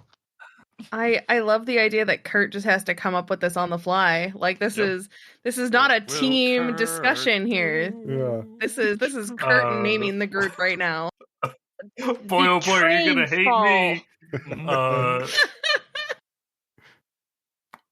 You can call us Nat's Angels. Oh, I see. That was clearly some sort of important warlord in the Underhive. I bet he Yeah, you can say that. Yeah, probably skinned his enemies alive, I'd imagine, from the stories I've heard from the Underhive. Well, you're a murderous scum, but you're useful. So yes, I will accept for the good of the Imperium. So yes, assemble your other angels, as it were, and meet me at warehouse 420X. It's just follow the grid system. Yes, I've sectioned it off. So nice. Yeah. So let's see here. Yeah, the Harrow, what are you doing now that you've purged your warp? I was just sort of looking to hook back up with. Okay, yeah, you was nearby. You find Rabbit. She's sorting uniforms for House Vanderguard, enemy uniforms. Anything interesting? Oh, absolutely. There is a wonderful system that they use. It's different but very similar. The different emblems that they use for categorizing, it's based on color, but not the same way that like we do color. It's based on like a hexadecimal thing, and it's actually really, really like it's actually quite advanced, more advanced than I would expect. From a military group, they've taken quite a lot into consideration, but yes. Anyway, there are plenty of uniforms for us to use if we so desire. It could likely aid us in entering the Vandergar castle, whatever it. Fortress would be a good enough term. Well, Fortress, disguise yes, would be yes. the beneficial approach. It's good to have the option. Have you spoken with any of the others? Yeah, I mean, you all have Vox beads. You can all link back up each other at the uniform warehouse. So yeah. There was a nice little pregnant pause where Rabbit kind of like clues into the fact that no, she actually hasn't. She's been really enjoying the organization, and it's just been her and the Servitor Skull, and they're just having a great time. After Oh, after yeah, you have a receiving soldier that spell. answer, the Harrow just sort of nods non-committally and contacts the others to give their location. All right. Yeah. So yeah, Khurt and Lim, you show back up. Lim, you have a jump trooper badge now. And I have acquired a parachute, and they will be giving me a las gun. I'd also like you to know that we are going to be on a plane. No, plane. Again. To jump out of. It's very important. It's Well, garbled, but it's all there. We'll revisit that when we see what other options are on the table. No, I was told I must make you. Did the person that told you that outrank our patron? No, Then but she it said is I needed not to make some friends. Well, we're not friends, we're colleagues. So what you do with that is your own business. Khurt, did we have disguise as an cold. option from we have disguise as an option from Rabbit's inventory work, and I've done nothing except purge warp energy. Do you have anything? Disguises might actually be handy for what I have planned. I was talking to the House Paxa Lieutenant Scrapkin, and he has some info on some tunnels that may lead into the primary fortress from here. We just go talk to him. I told him we had a group set up of a couple people. We give him whatever info we make out in the tunnels, and he just lets us go about our way in there. All right. So searching for tunnels or jumping out of aircraft. I have no particular opinion. Not exactly thrilled to be jumping out of aircraft, but What are we crafting in the air? An airplane is a machine that flies like a starship, but much lower. Still high enough for jumping out of it to be a risk to bodily integrity. What are we shooting? I assume the enemy of whomever wants you to shoot. I am familiar with las pistols. What is a parachute? I assumed it was a different kind of weaponry. No, that is the object that prevents you from falling quickly. By shooting? Like a... No. How far are we falling? It's more like a sheet. Very far. What? Of sorts that you attach yourself with lines that allows it catches the air to make This you is fall very slowly. disconcerting. In that case, perhaps So the we should go tunnels. with the tunnels and disguise. Okay. Yeah, you can dress yourselves up as whatever rank up to lieutenant or lower for House Vanguard. So, Khurt, what rank are you going as? You could be a veteran sergeant or a new lieutenant or something else. I'll go as the veteran sergeant. All right. The Harrow. I am not especially familiar with how a squad of this size would be sorted by rank, so I will go with whatever either Rabbit or Khurt suggest. Okay. And what do they suggest? What do we have up to lieutenant?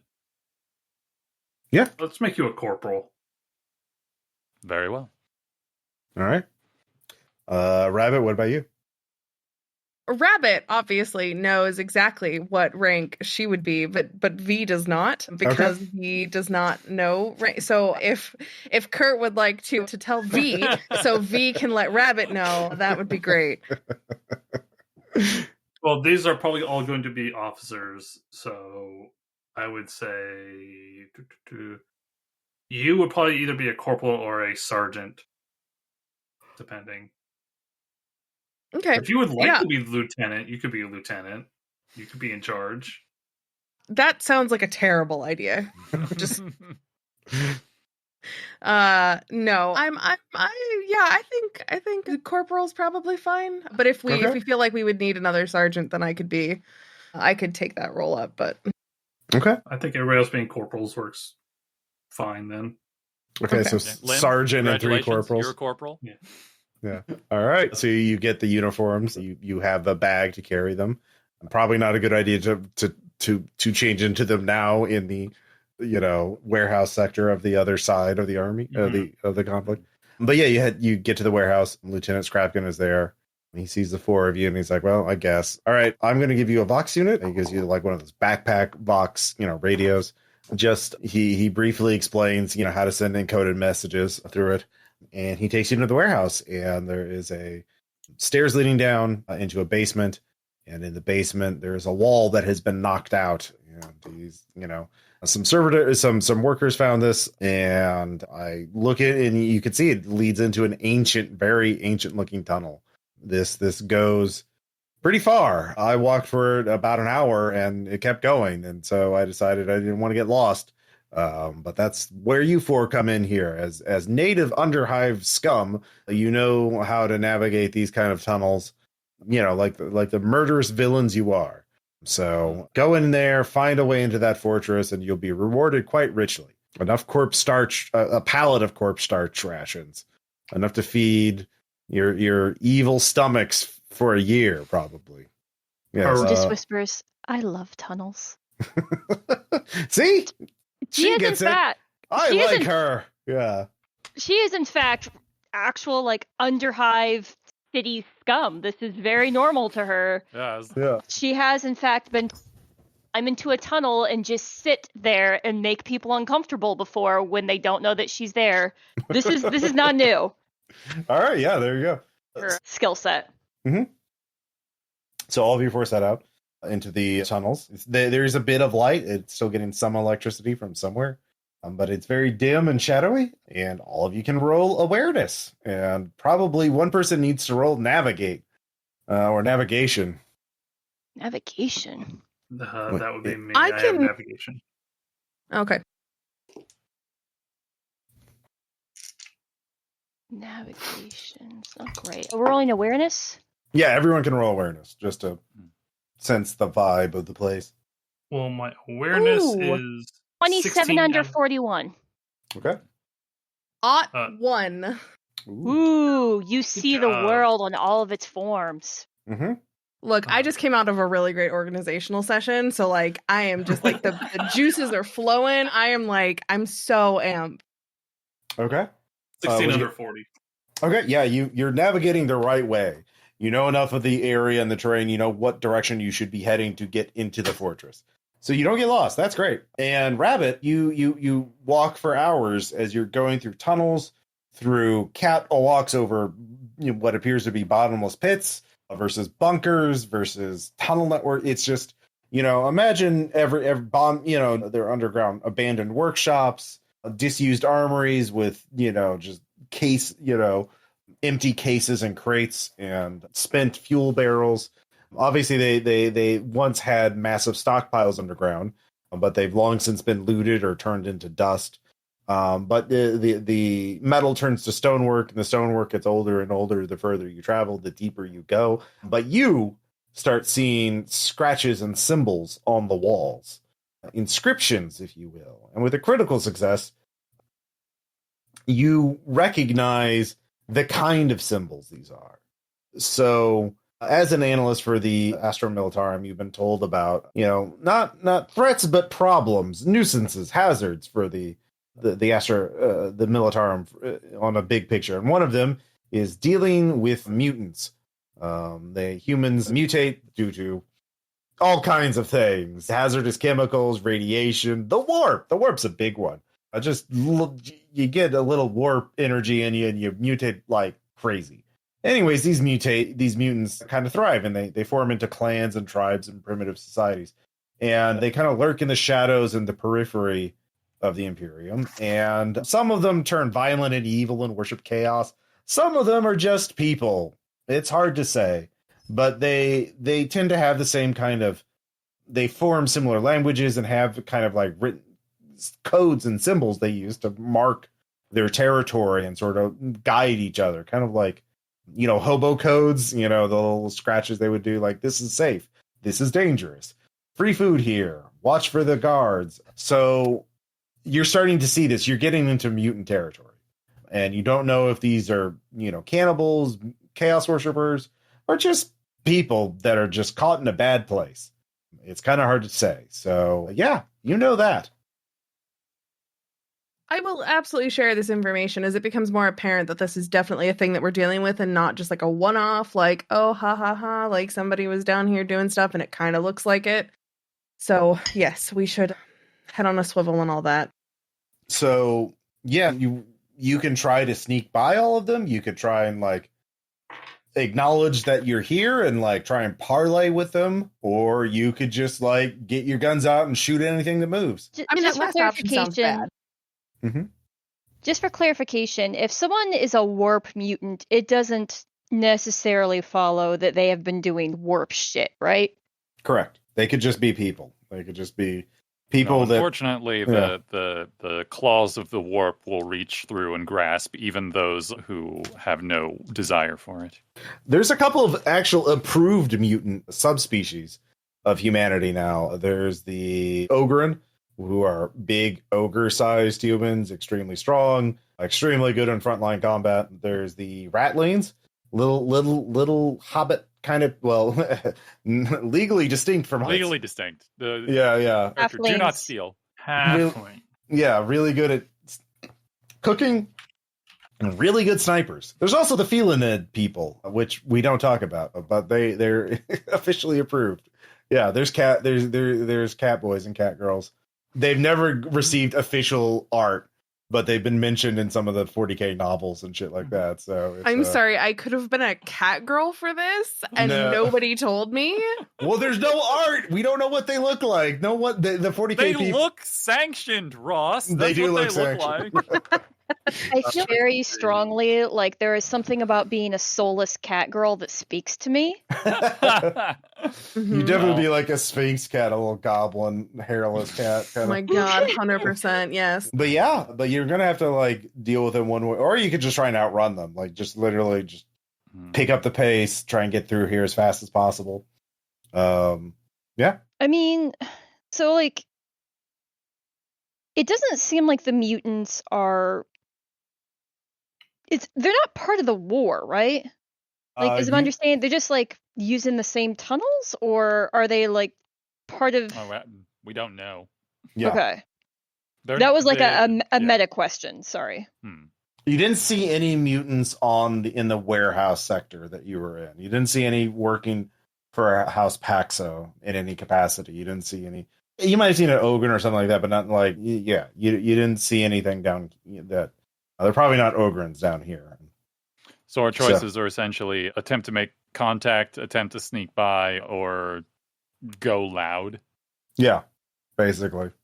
I mean, I think that sneaking is the best option because if we try to talk to them and it goes poorly, then we're fucked. If we fight them, someone is going to hear it and we're fucked. So might as well try sneaking. If that doesn't work, then try murder. Yeah. Okay. So the way sneaking will work, there'll be one person making the roll, and everyone else will make rolls to see if they help or hurt the primary person. But everyone has to roll. Now, one person can roll awareness instead of stealth as their helping check. So, but not everybody. Yeah. My stealth is 50. Holy shit. All right. I guess I'm helping you then. I made a my idea was very much to make a legally distinct halfling. Yeah, without a soul. Well, I'm assuming that V and I probably have the worst stealth. Yeah, I'm sitting at 32, so. Yeah. So this is Lim's natural element, and for the first time, the very strange and awkward Null actually seems engaged and maybe even comfortable. Just basically enjoys the filth, the claustrophobia, the low light. It's just like home. Okay, so we'll do Lim your roll last to see what kind of bonus or penalty you get to it. So that's terrifying. Yeah. So That has Khurt? strong roll sand vibes. Khurt, yeah. How's everybody's awareness looking? 3 points better than my stealth, so not great regardless. Yeah, my awareness is 41. It's Well, lower Lim, than you're this going to be one. rolling stealth. Period. You're not one of the other three can roll awareness because they're the lookout. And yeah. Harrow, what's your awareness looking like? My awareness is 47. Okay, you should definitely do the awareness. All right. So Khurt and Rabbit roll stealth. And then the Harrow rolls awareness. And Ot 4. Oh, Nice. shit. Well, Yeah? 96. Rabbit. Hey, Oh, guess critical. what negates each other? Rabbit trips over their robes and eats shit. Okay, so crit success and a crit failure can't negate each other. So the Harrow. Regular success on a Okay. All right, so you get plus 10 to your stealth, Lim. Okay, let's not. And this is going to be opposed, obviously. 'cause- Woo! I got a 46 under 50. Okay. And then a plus 10 makes it a 56. No, it's plus 10 to what your score is. So it'd be, you got 40 something out of 60. So you got 2 Okay. success levels. Yep. Okay. Let's take a look at them. Whenever you get a bonus, you add it to the score that you're rolling because that gives you a higher ceiling to roll under. Ah, Mhm. I see. Citizens, here we go. They are dregs. They're just regular people. Awareness of 40, and they got a 39. So they have a lower success level. So yeah, you are able to basically you sneak ahead, make sure the path is clear, and then sort of gesture for them one at a time to come up to you. And you have to double back sometimes because there's some mutants scavenging or conversing with each other or congregating in some area, so you have to it's a very circuitous and long path, but it's basically just weaving around this incredibly massive underground tunnel network while avoiding these mutant scavengers, this clan of mutants that is just going about. It's clear that they just live here and they're so far down. They have been living off the stock hole, this old supply, these old supplies left over from centuries ago, and just rats and other things, and just whatever. Occasionally, they might go up to the surface to loot, but that's about it. They don't want to risk discovery. And yeah, they're just living here. They just just trying to ride the war out. But you totally avoid them. And Lim.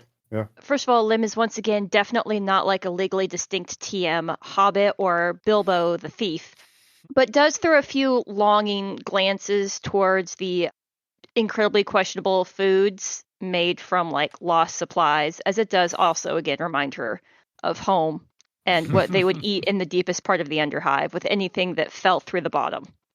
Oh yeah, well, one of them's putting on a little show. Look, I found this ration. It's over 200 years old. Oh, nice. Look at that. It's pristine. It's intact. I'm going to open it up. And God damn it, Ross. oh, you can smell the stimulants in here. It's really good. Yeah. So that's their entertainment, is opening really good, well-conditioned rations. That's out into a platter. Yeah, let's get into a platter. Exactly what I was thinking. Yeah. What the children do is they open the not well preserved old rations, and you have to smell it. That is the game the youths play. Oh yeah. Mhm. How long can you sniff the bad rations? Yeah. And they lick the mold, the algae growing on the pipes. Yeah, it's a simple life, a noble existence as a mutant, as a tunnel mutant. So you manage to avoid being detected by the mutants, because again, they're just living. They're just living their best lives, and they're in the tunnels. But you start going close to the surface. You get away from their territory, and you realize you're getting close to the other side. You must be past no man, or you could feel the rumble more than even hear it of the artillery overhead. So you think you're pretty sure you're under no man's land. You're getting close to House Vandegarde's fortress, or past the walls. So here's the tricky part: when do you come up? Because there's numerous access points leading to the surface, but obviously you want to make sure you're past those walls before you get to the surface. Because if you get, I have a skill for this, maybe. Okay. Because it's a little sideways. Intuition. Oh yeah, very good. Checking the vibe. I'll give you plus 10 for this. This is Right. yeah, not too hard. Right. We got 49 out 52. Yeah, the bonus made it. Yeah, you think you've gotten enough. You've gotten far enough that you're past the walls. So now you can put on your uniforms, House Vandegarde uniforms, and blend in. So there is basically you have the best feeling about this. Basically, like it's a ladder leading up to like a sewer kind of like manhole. So who's going up first? Before we go up, Mhm. I feel like it's important to remind everyone that our target is possibly has. Do we know for sure that Nova has divination psychic abilities, or is that just something that we had guessed from the info? Guessed. Okay, that it's possible that Nova has some amount of psychic derived divination abilities, so we need to be extra cautious. For even if we blend in extremely well, it may not be enough. Also, we don't know whether limbs or would affect that, so it might be best for all of us to stay close to Lim. Harrow looks a little bit awkward. Mm-hmm. Just in Yeah. case. What was that again? Disadvantage and everything as long as you're close? Yeah. Definitely for Yeah. psychic things. So yeah. Yeah. Oh, I'm pretty sure if I'm like right next to Lim, I straight up can't use psychic shit. No, you like can. You can't you can't target Lim with them, but you can. I actually looked this up earlier today because I want to make if we're disguised, that's really that's the primary way. Yeah, Lim automatically wins opposed tests against to resist psychic powers. Cannot be detected through science. It's sub skill of awareness. Let's see here. Make disadvantage. Fellowship tests are made with disadvantage. Tests made to manifest a psychic power that targets your zone, an individual in your zone, or made within short range of you suffers from disadvantage. So those are the main things. So yeah. Mm-hmm. So yeah, who's going to go first? I guess I will. All right. So you open up the... For that, since everybody has now crowded close to me, much to my confusion, I do add, if you think you're going to throw up, just... It's about 4 steps back. I don't like it when people vomit on me. So, Khurt, you climb the ladder, you push open the manhole, and you look out, peek your head up, and you realize you are in a courtyard. This is a very large, sprawling fortress, and there are drainage grates all around you.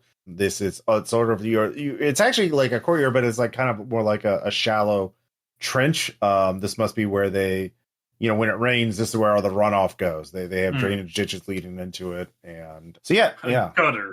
Yeah. Well, it's like a big, like rectangular pit instead of like a gutter. So so there are numerous squat, smaller buildings near you. There's a larger, more impressive central fortress up at, that you can see.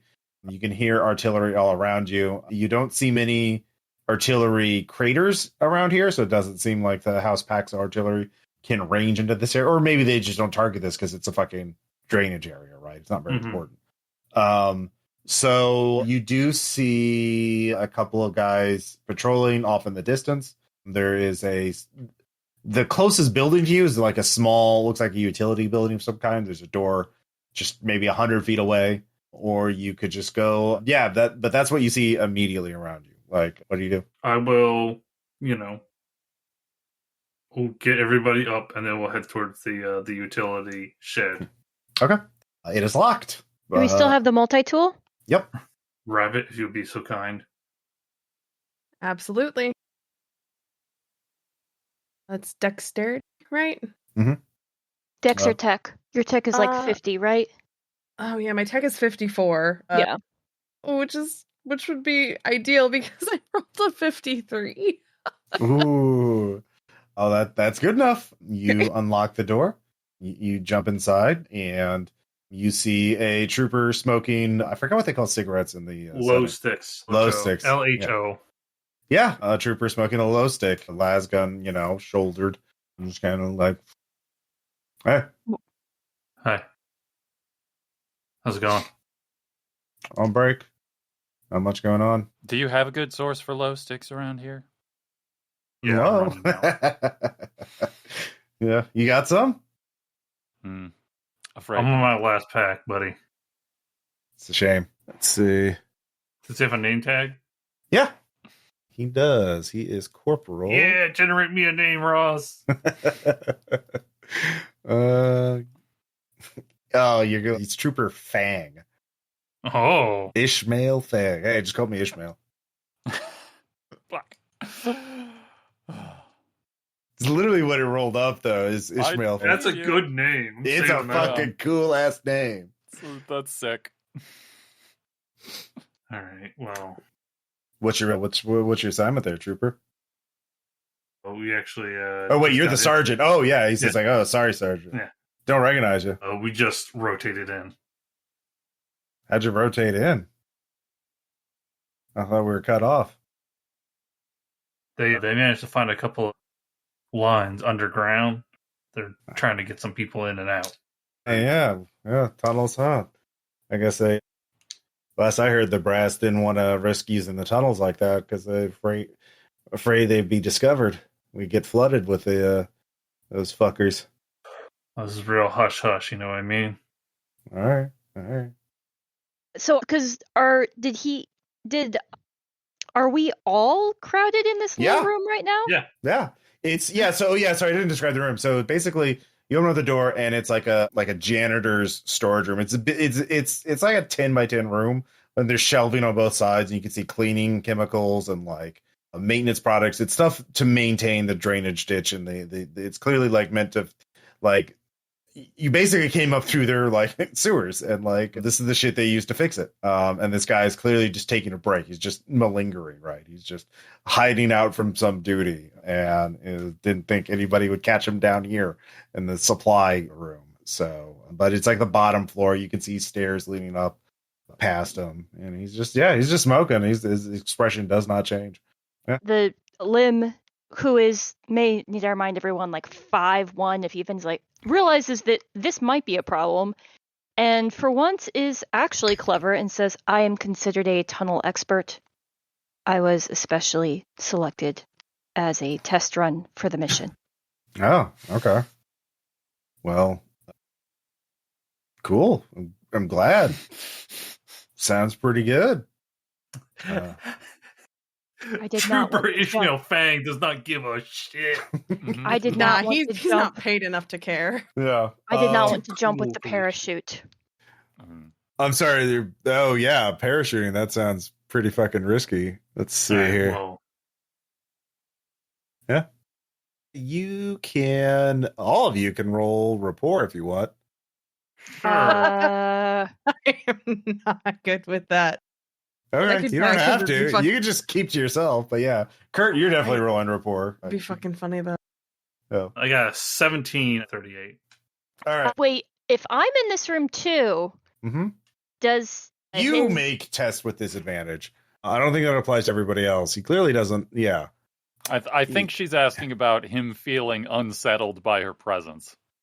Yeah, Khurt. Yeah. So you make your test. You realize Fang is definitely really puzzled, like by Lim. Like Lim is definitely like, what the fuck? But you also realize they've been in a siege for a while now, probably a couple months, if not more. He is concerned with surviving, and if you're not there to kill him, then he probably doesn't really give a shit. So he is, it's awkward, Yeah. All right. So you three get started. I'm going to talk to Fang here, and then we'll be right behind you. I nod and leave the room. Very not wanting to do this, but reaching out and tugging Lim after me because I'm not 100% sure she'll get the message. All right. I'm going to produce a pack of glow sticks and be like, look, this is all real hush-hush. Keep this under your hat, all right? And I'll give him the pack. All right. Yeah, no. Oh, my God. He sniffs them. These are fresh. Damn. All right. And then I'll leave. All right. You just keep smoking as far as you walk out. So and at this point, a rabbit. You know that Nova is an advisor to the officers here.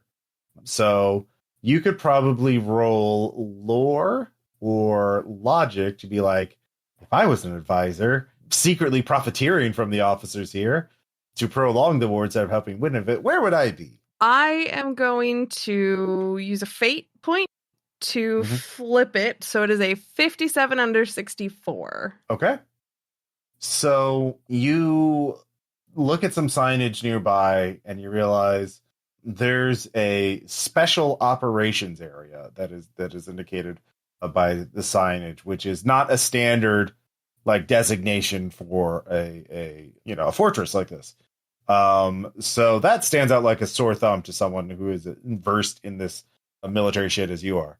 And that is in the central building, the headquarters. So that is, you know where to go. The problem is now, that's obviously going to be the most heavily guarded facility in this entire fortress. So you could either try and talk your way in, or you could, get creative. What do you want to do? But you know where to go now. You're very confident she would be there. Okay.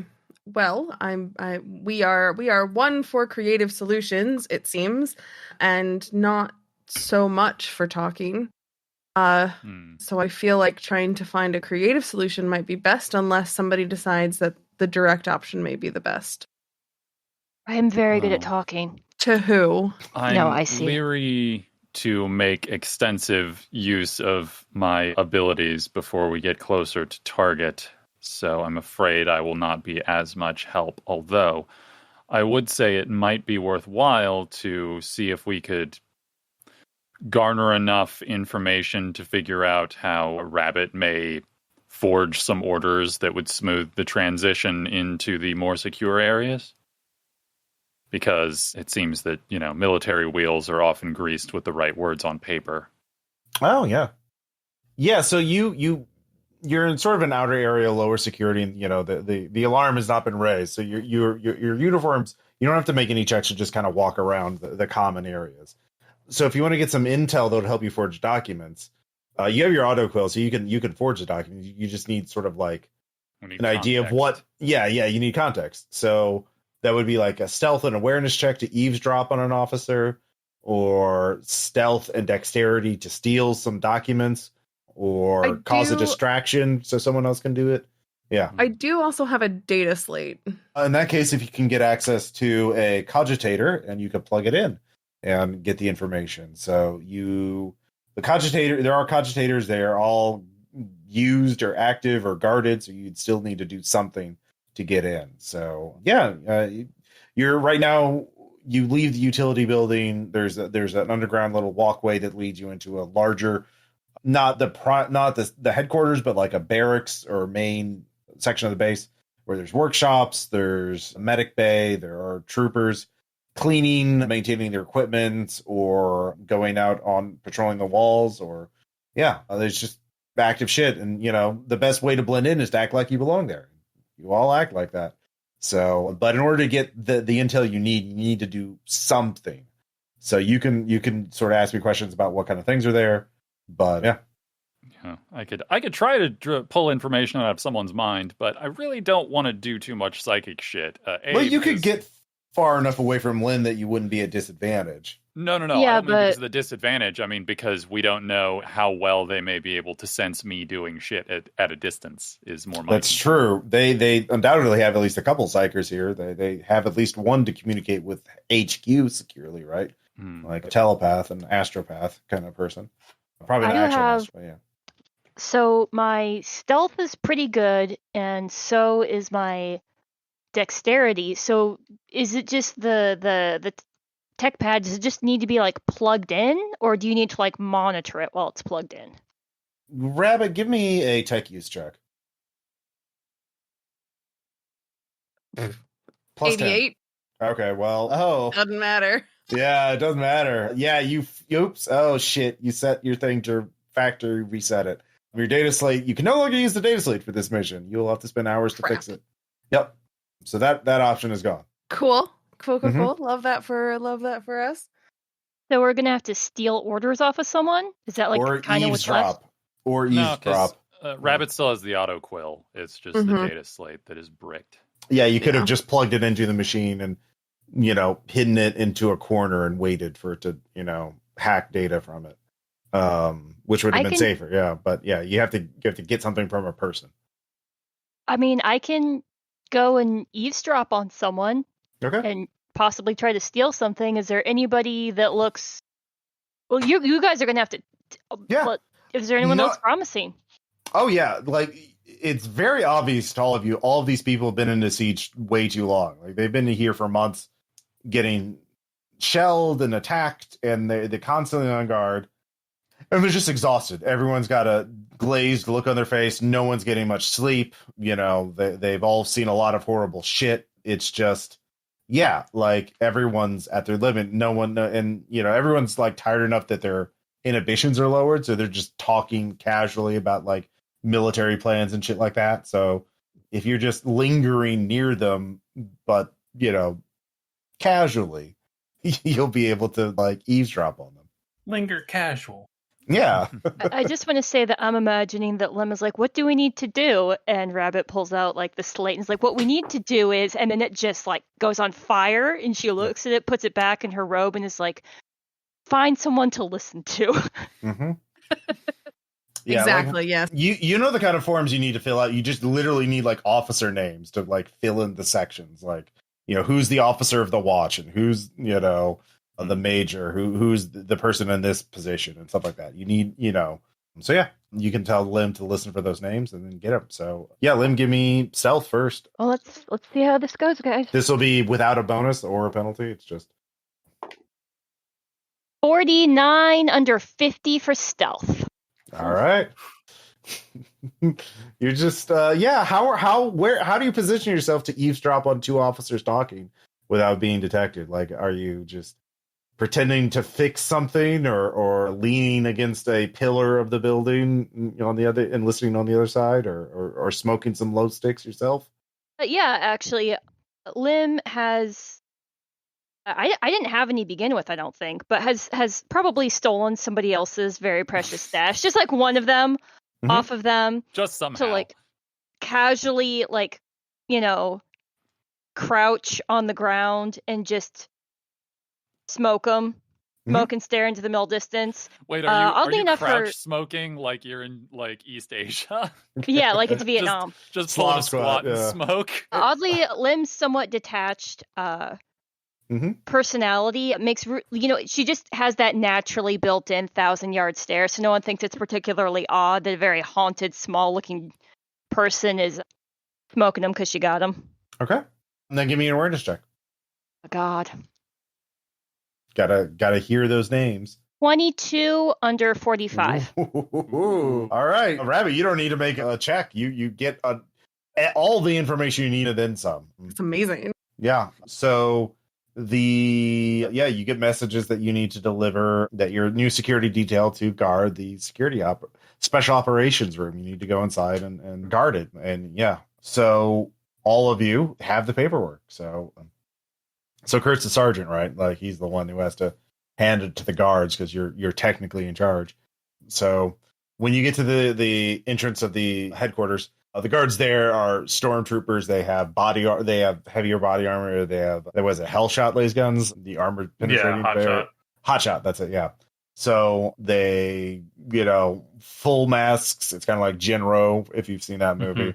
And yes, you can't see their faces, but they look at your paperwork. They let you in, and you can see, despite the war, the headquarters is intact. It's they've got a lot of wealth on this planet. The officers like to show it off. They got, you know, the banners of House Vandeguard up on the, you know, lining or up along, hanging from the ceiling. They have, you know, holographic display showing the map, the current progression of the battlefield, so any officer can see, you know, where how the fortress is doing, what's going on.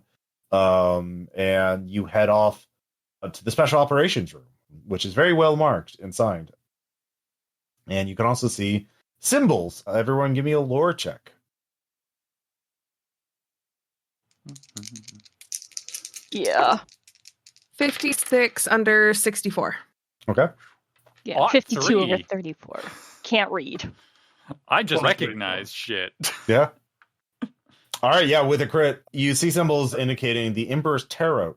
So you realize that the Nova has ensconced herself as a fortune teller using the Emperor's Tarot as a means of divination. And she's obviously doing well enough that they gave her her own special room.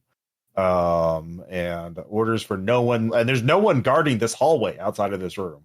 Like, she wants to be alone, it seems like. So, but it is basically like, this is more like a castle than like a military fortress. It's a very old, I mean, it's got metal and, heavy armor on the exterior, but the interior is stonework.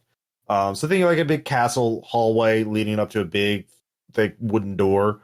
And that's the special operations room. So the door is closed. What are you doing? I mean, let's listen at the door.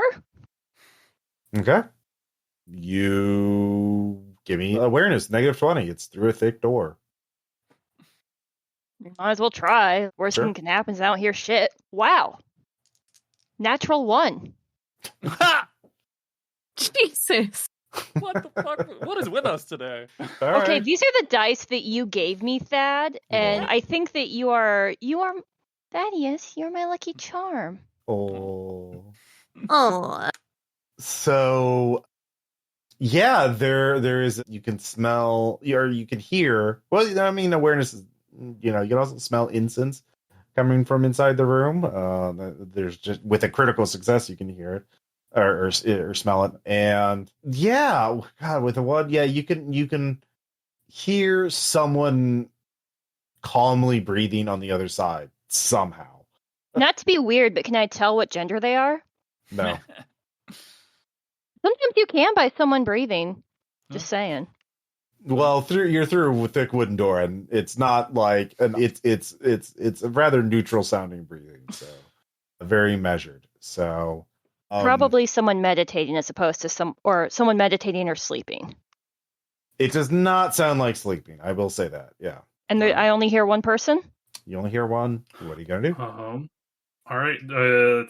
I'm going to have Lim in front of me, but I'm going to try and push the door open and have our null Oh, it pulls into the hallway, so you have Okay. to. Yeah. Actually, before I do that, Mm-hmm.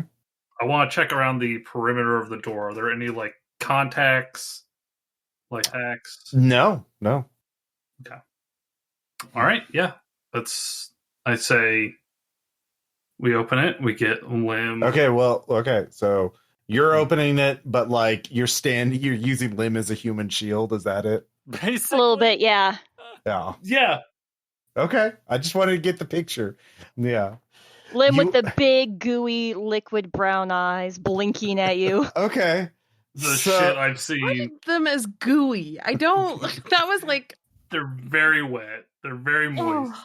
Well, that's how I describe my cat when she looks at me when she's hungry and her eyes get as big and wide and wet as possible with her grief over starving to death since the last time I fed her a few hours ago. No. All right. So this will be another awareness check for Lim and just Khurt. Khurt, you will be -10 because you're behind Lim. I'm going to use my last fate point to reroll that. Okay. No, that's still a 56 out of 40. I Okay. rolled a 66. Can I use a fate point You to reroll, I mean, look, please? we'll find out. Oh, let's see. I think it's 220. It's 220. Here we go. Spending fate. Reroll a failed test. You can do that. So you don't get. Yeah, you can reroll it. All right, well, I'm going to do that. Shit. Okay, so I got 54. Let me ask you a question. Okay. It's for awareness, right? That's 41, so 54 and 45 are both bad. Yeah, you have no bonus or penalty to this. This is a straight up roll because it is imposed. There we go. Can I spend another fate point? If you want to burn through all of those when we aren't done with this session yet. I got one back, so that would leave me at exactly 1. I am worried I'm going to die. Well, if you die, you die. It's fine. This is true. All right, I would actually rather. When you spend fate, you can reroll a failed test. Doesn't say anything about not. Yeah, you can spend it again. Yeah, you can keep, as long as you have fate points, you can keep reroll failed tests. It doesn't say you can only. Yeah. All right, so to the studio audience, do I roll again or? this is not. I would tell you if this was going to be like a burn thing, like I did with that. I would. Yeah. This is just an awareness test. It is not like. Oh, you know what? I'll take a failure as long as it's not a critical failure. Let's put it that way. I'll do it. I'll allow it. So Nova does spend a fate point and gets a 38. So she succeeds on her stealth check. And now she is going to make. So you step in first, and neither of you see standing right by the door, waiting for the first person to come through. You can see she's so surprised to see you, Lim, but not. She's already moving. She's going for your throat with something metal, and she gets an 8, and you were surprised. You can't roll to dodge it. Something latches around your throat, a metal collar, and there is a resounding click, and she says, don't shoot. I know you were coming, Khurt. Well, wait, there you are. There you are. Who the fuck is that?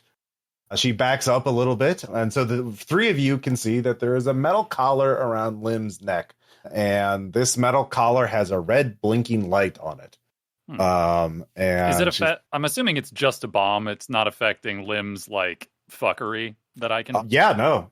Lim's weird unpleasantness is still present, and in fact, all of you can see very clearly that Nova is realizing like.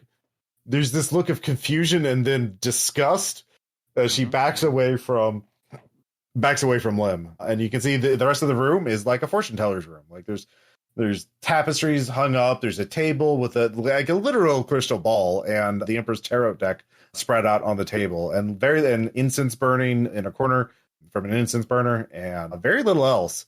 And she backs up and looks at the four of you. There were supposed to be 3 of you. Why did... Oh. Yeah. You! She looks at you, Lim, very angrily. You. Well, I suppose we should talk. Why don't you come in and close the door so we are not overheard? All right. So you come in the room and close the door. It's like...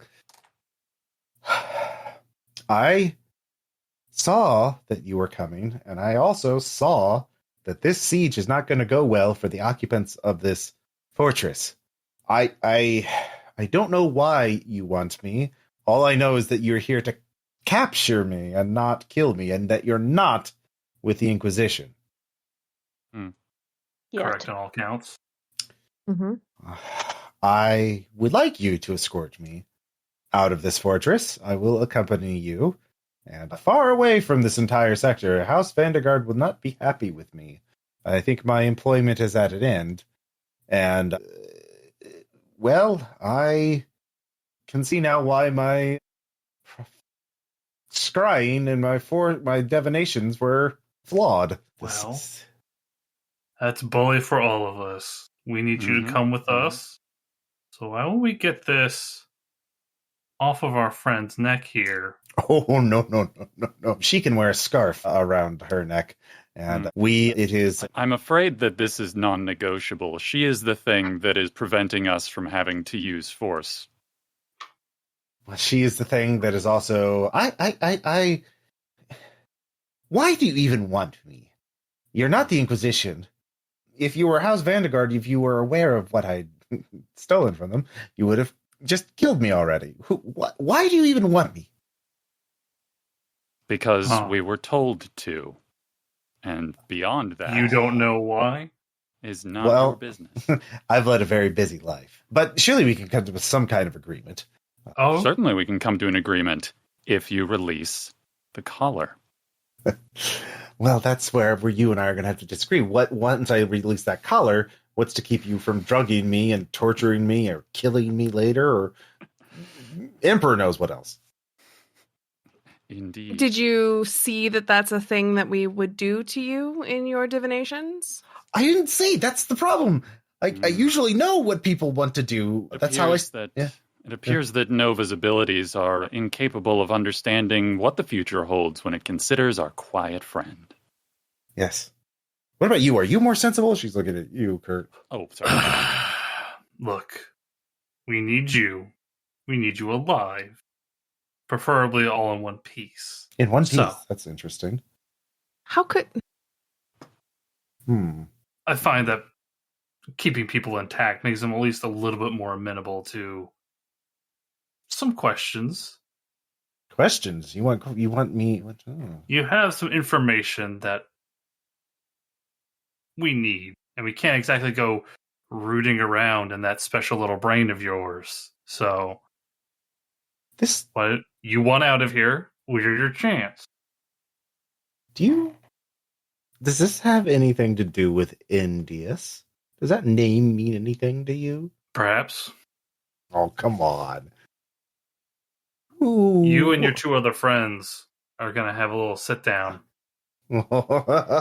Oh, you see this she goes over to her cards. Yes. She starts shuffling them. Wait, what? Just one. Just one. And this, obviously, I'm not even going to try to use my talents because of her.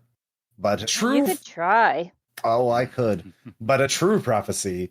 There are many people who do not have the psychic gift who are true diviners. I think I would be a diviner one way or the other. So she starts shuffling hers, and then she starts putting them out. She says, yes. I did once have an augury. I saw my future, and I knew I would find out what Endius had put in my head. I would reap a great reward for. He never told me what was in my head. I only had bits and fragments, and none of it makes sense. And only so if you don't know. No, he instead of like me getting a third. Imagine The Secret's a book. It would be easy to cut it into 3 sections, and so that 1% at the beginning, 1% in the middle, and 1% at the end. No, what Endius did is he cut out every third word and gave it to me, and then shuffled them around in random order.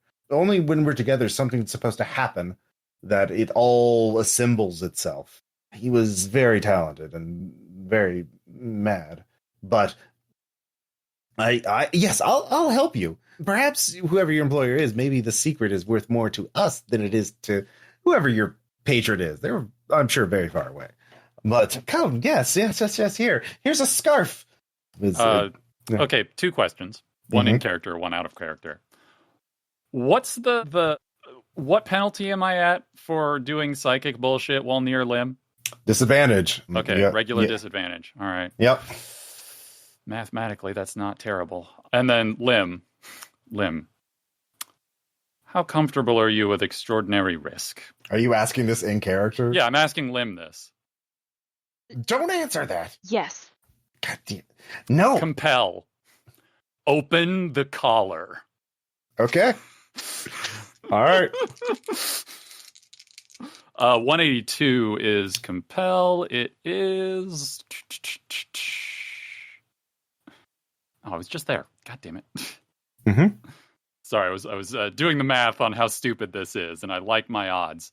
Okay, target must make a plus 20 discipline psychic test, which I'm assuming they also make at disadvantage. So.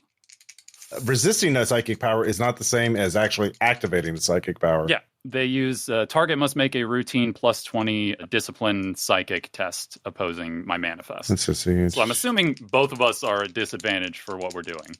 Test to manifest a psychic power. Oh, all right. Well, so you get disadvantage. She does not. All right. Well, because she's resisting. Yeah. 21. Blackjack. All right, let's see, plus 20 would be 70, 80, looking up her 6 plus 1, so I would have 7 success levels. 7 success levels. All right, so she is going to use her will is 50. It's a plus 20. Yeah, discipline plus 20. Okay. She gets a 16. And yeah, let's see here. So she gets a plus 5 success levels, I believe, as well. Oh, yeah, you got the thing. Yeah, because it would be 6 because it's 70 minus 6 or 16. So 6. 7 minus 1, 6. Yeah. So 6. 6 successful. So how many successful levels did you get? Mine was 8 minus 2 plus 1. So 7. Oh, okay. Yeah. Yeah, she does. So, yeah. Let's see. Yeah. All right. She is going to the bomb collar clicks and unlocks, and she is going to, what is she going to? She can't use that. She can't use that. And she is, well, going to try and blast you because she's a cornered rat now. And that's fine. I'm sacrificable. Lim is not. However, even though she has disadvantage on it, she did roll a 44 under 60. So that is going to be, let's see, ignores armor, warp rating 2, medium range. All right, so that's going to be 7 plus 2, 9 damage with ignoring armor. Let's see here. Well, actually, no. I mean, she wouldn't have the time to do that yet because that would be her action. So yeah, that was her action was to unlock the bomb. So She doesn't have an action yet. So yeah, a Lim, the bomb collar drops off you. What do you want to do? Yeah, burn her action. Yeah. I have a choke grenade. Mm-hmm. Can I just use it? Yeah, it's going to hit everybody in the room. Yeah, that'll hit all of us. Yeah. But there's 4 of you. At least one of you will probably make the check. You don't know that. That's true. You don't. I mean, what? It only lasts for so long, right? Yeah. What do you want to do? Let me look up choke grenade real quick. Choke grenades, the train man had, I actually looked this up. The bounty hunter had one. Basically, everyone has to make a hard -20 fortitude endurance check or be stunned for 3 rounds. Now, you are in an out-of-the-way room with the door closed during a war zone, so probably no one's going to hear it. Yeah. Oh. Fortitude. I'll bring that up later. So, yeah. If at least one of you makes it and she doesn't, you can put the bomb collar on her and get the detonator. I know it can be metagaming a little bit, but do we want to go for a body tackle or do we want to do the incredibly funny choke grenade? It's your choice. You don't have time to add. Yeah, no. you don't have time. There's no metagaming, Kara. It's your choice. Yeah, it's your choice, Kara. I think I will be. Hold on. Mm-hmm. So my fortitude is 42. So we had -20, so you'd have a 22% chance. But my dexterity is at 45. Well, dexterity would not come into it at all. Oh, no, it would, because my other option is if just you're wanting to tackle, that would be melee. Yeah, it's melee. It's dexterity, yeah. Melee? Mm-hmm. My melee is 33. Mm-hmm. Not actually that good in hand-to-hand combat. Okay, what are you going to do? Sometimes you got to roll the dice. Yeah.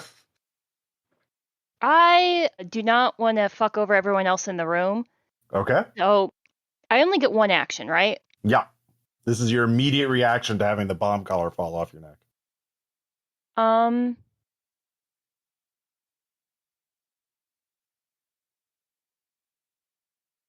Okay, I'm going to ask one last thing. Can I catch it? Can I try to catch it and put it on her? That would be the melee check. That would be melee? Yeah. Not dex, because I never get what I want? Dex is pickpocketing and picking locks. It's not fighting. Yeah. What if I throw it?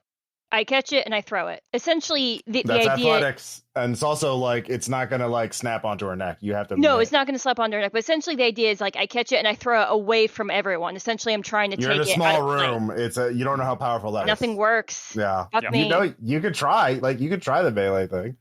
Like, the worst thing is you miss and you're standing in front of her. Like, she already fuck acted. it. Yeah. I am standing in front of her, but I will also be even closer to her in anything she tries to do. These dice have failed me and no longer get to be part of the crowd. Okay. I will try you guys. Serve me well. So are you trying to put the bomb collar on her, or are you just tackling her? I'm actually just going to go with the tackle because I have a fairly confident feeling. So the bomb collar falls to the floor.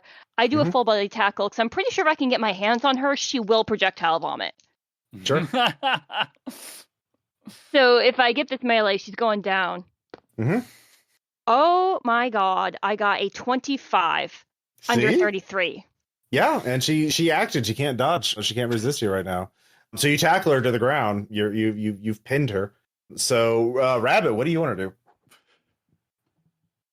Oh gosh.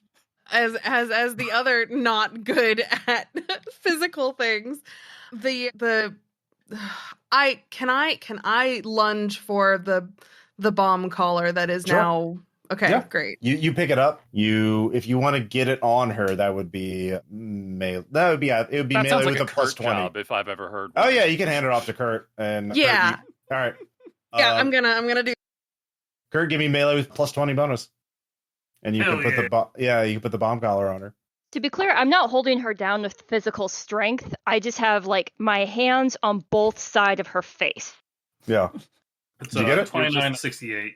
All right. Yeah. Well, she's got the bomb collar now. You get the rest the detonator from her. So you've captured Nova. She's very, very angry. I would be too. Could have just done this easy. Well, I she asked you nicely.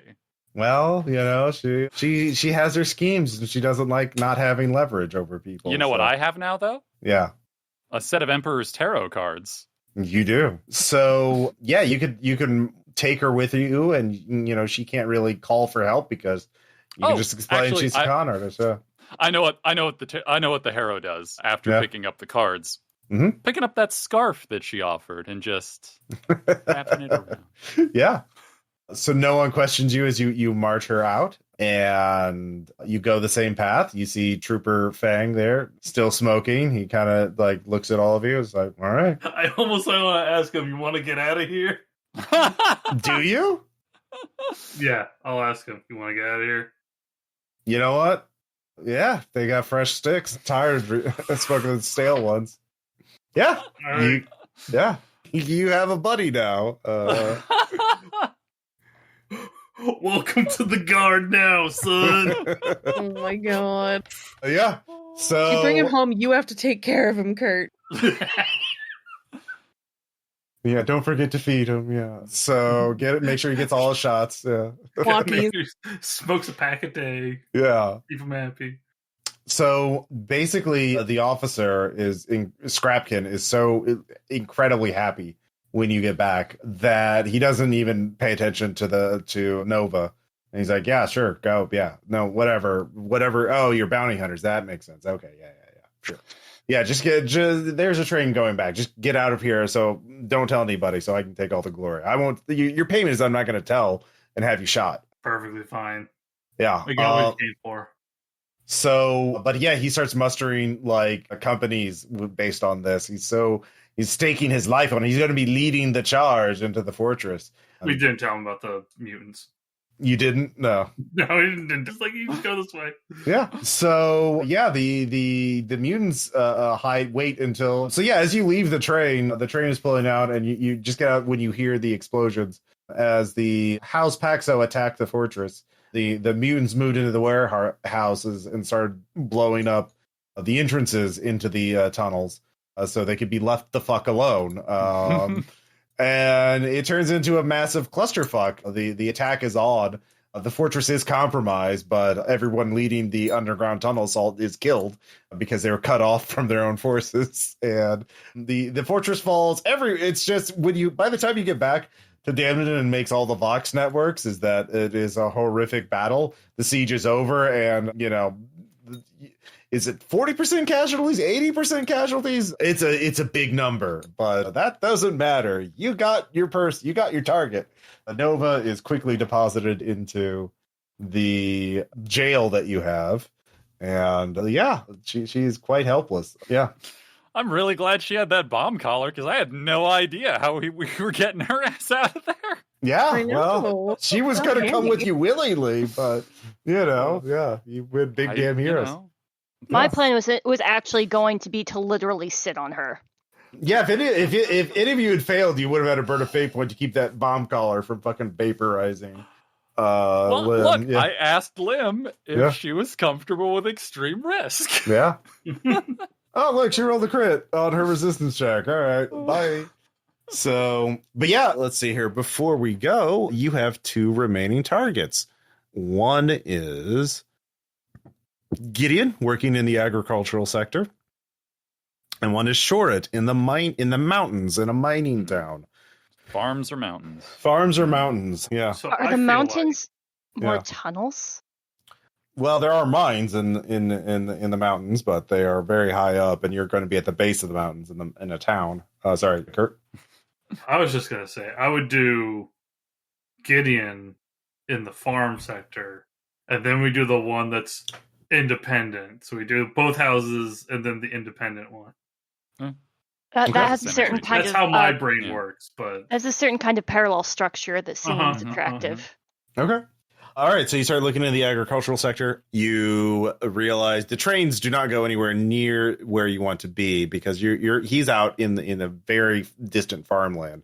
So you can't take the trains, but then you'd have to either way, you're either going to be walking, flying, or driving a truck to the town where Gideon is posted up in, and he is working for House Paxo. For something. You're not sure exactly what he's doing for House Paxo. But you do find out that there is a call for medics to go to that particular town because they need to go check for signs of plague. So you can go undercover, or Rabbit, you're skilled in the medical ways, yes? Yeah, or you Yes. could be truck drivers. You could either steal or hire on as truck drivers. And yeah. You played a truck driver in Big Trouble in Little China, didn't you? yes. Well, you can think about it. You don't have to decide right now, but that is sort of the direction of how you're going to get there, and then you're going to have to figure out how the fuck to get Gideon out. So, yeah. Check is in the mail. All right. So, you got your first of 3 targets. Good job. So, yeah, questions, comments, discussions, anything before we go? I hope everyone had fun. Yeah. Yeah, I'm glad I didn't die on that train. Yeah. I'm pretty glad you didn't die either. Yeah. Yeah, that train went surprisingly smooth, all things considered. I mean, you had a good plan, and you made a lot of good, successful skill checks, And I traded a fate point for not just not dying, but also getting rid of Khurt's stalker. So, Yeah, so originally I decided the bounty hunter knew you were going to go on the train and thought, well, Khurt's a soldier. He's going to try and go in the explosives car and steal explosives. So I'll just wait for him there. And then basically say, if you fire your weapon, you're going to blow us both up, and then capture him like that. But yeah, when he saw the invisible crate floating, he made his logic check. He's like, oh, that's a psyker. And that psyker's got to be one of Khurt's friends. So in hindsight, he shouldn't have talked to you. He should have just thrown the grenade. But yeah, it could have gone very badly, but you did it. So we'll have to ramp things up a little more next time. But yeah, any thoughts?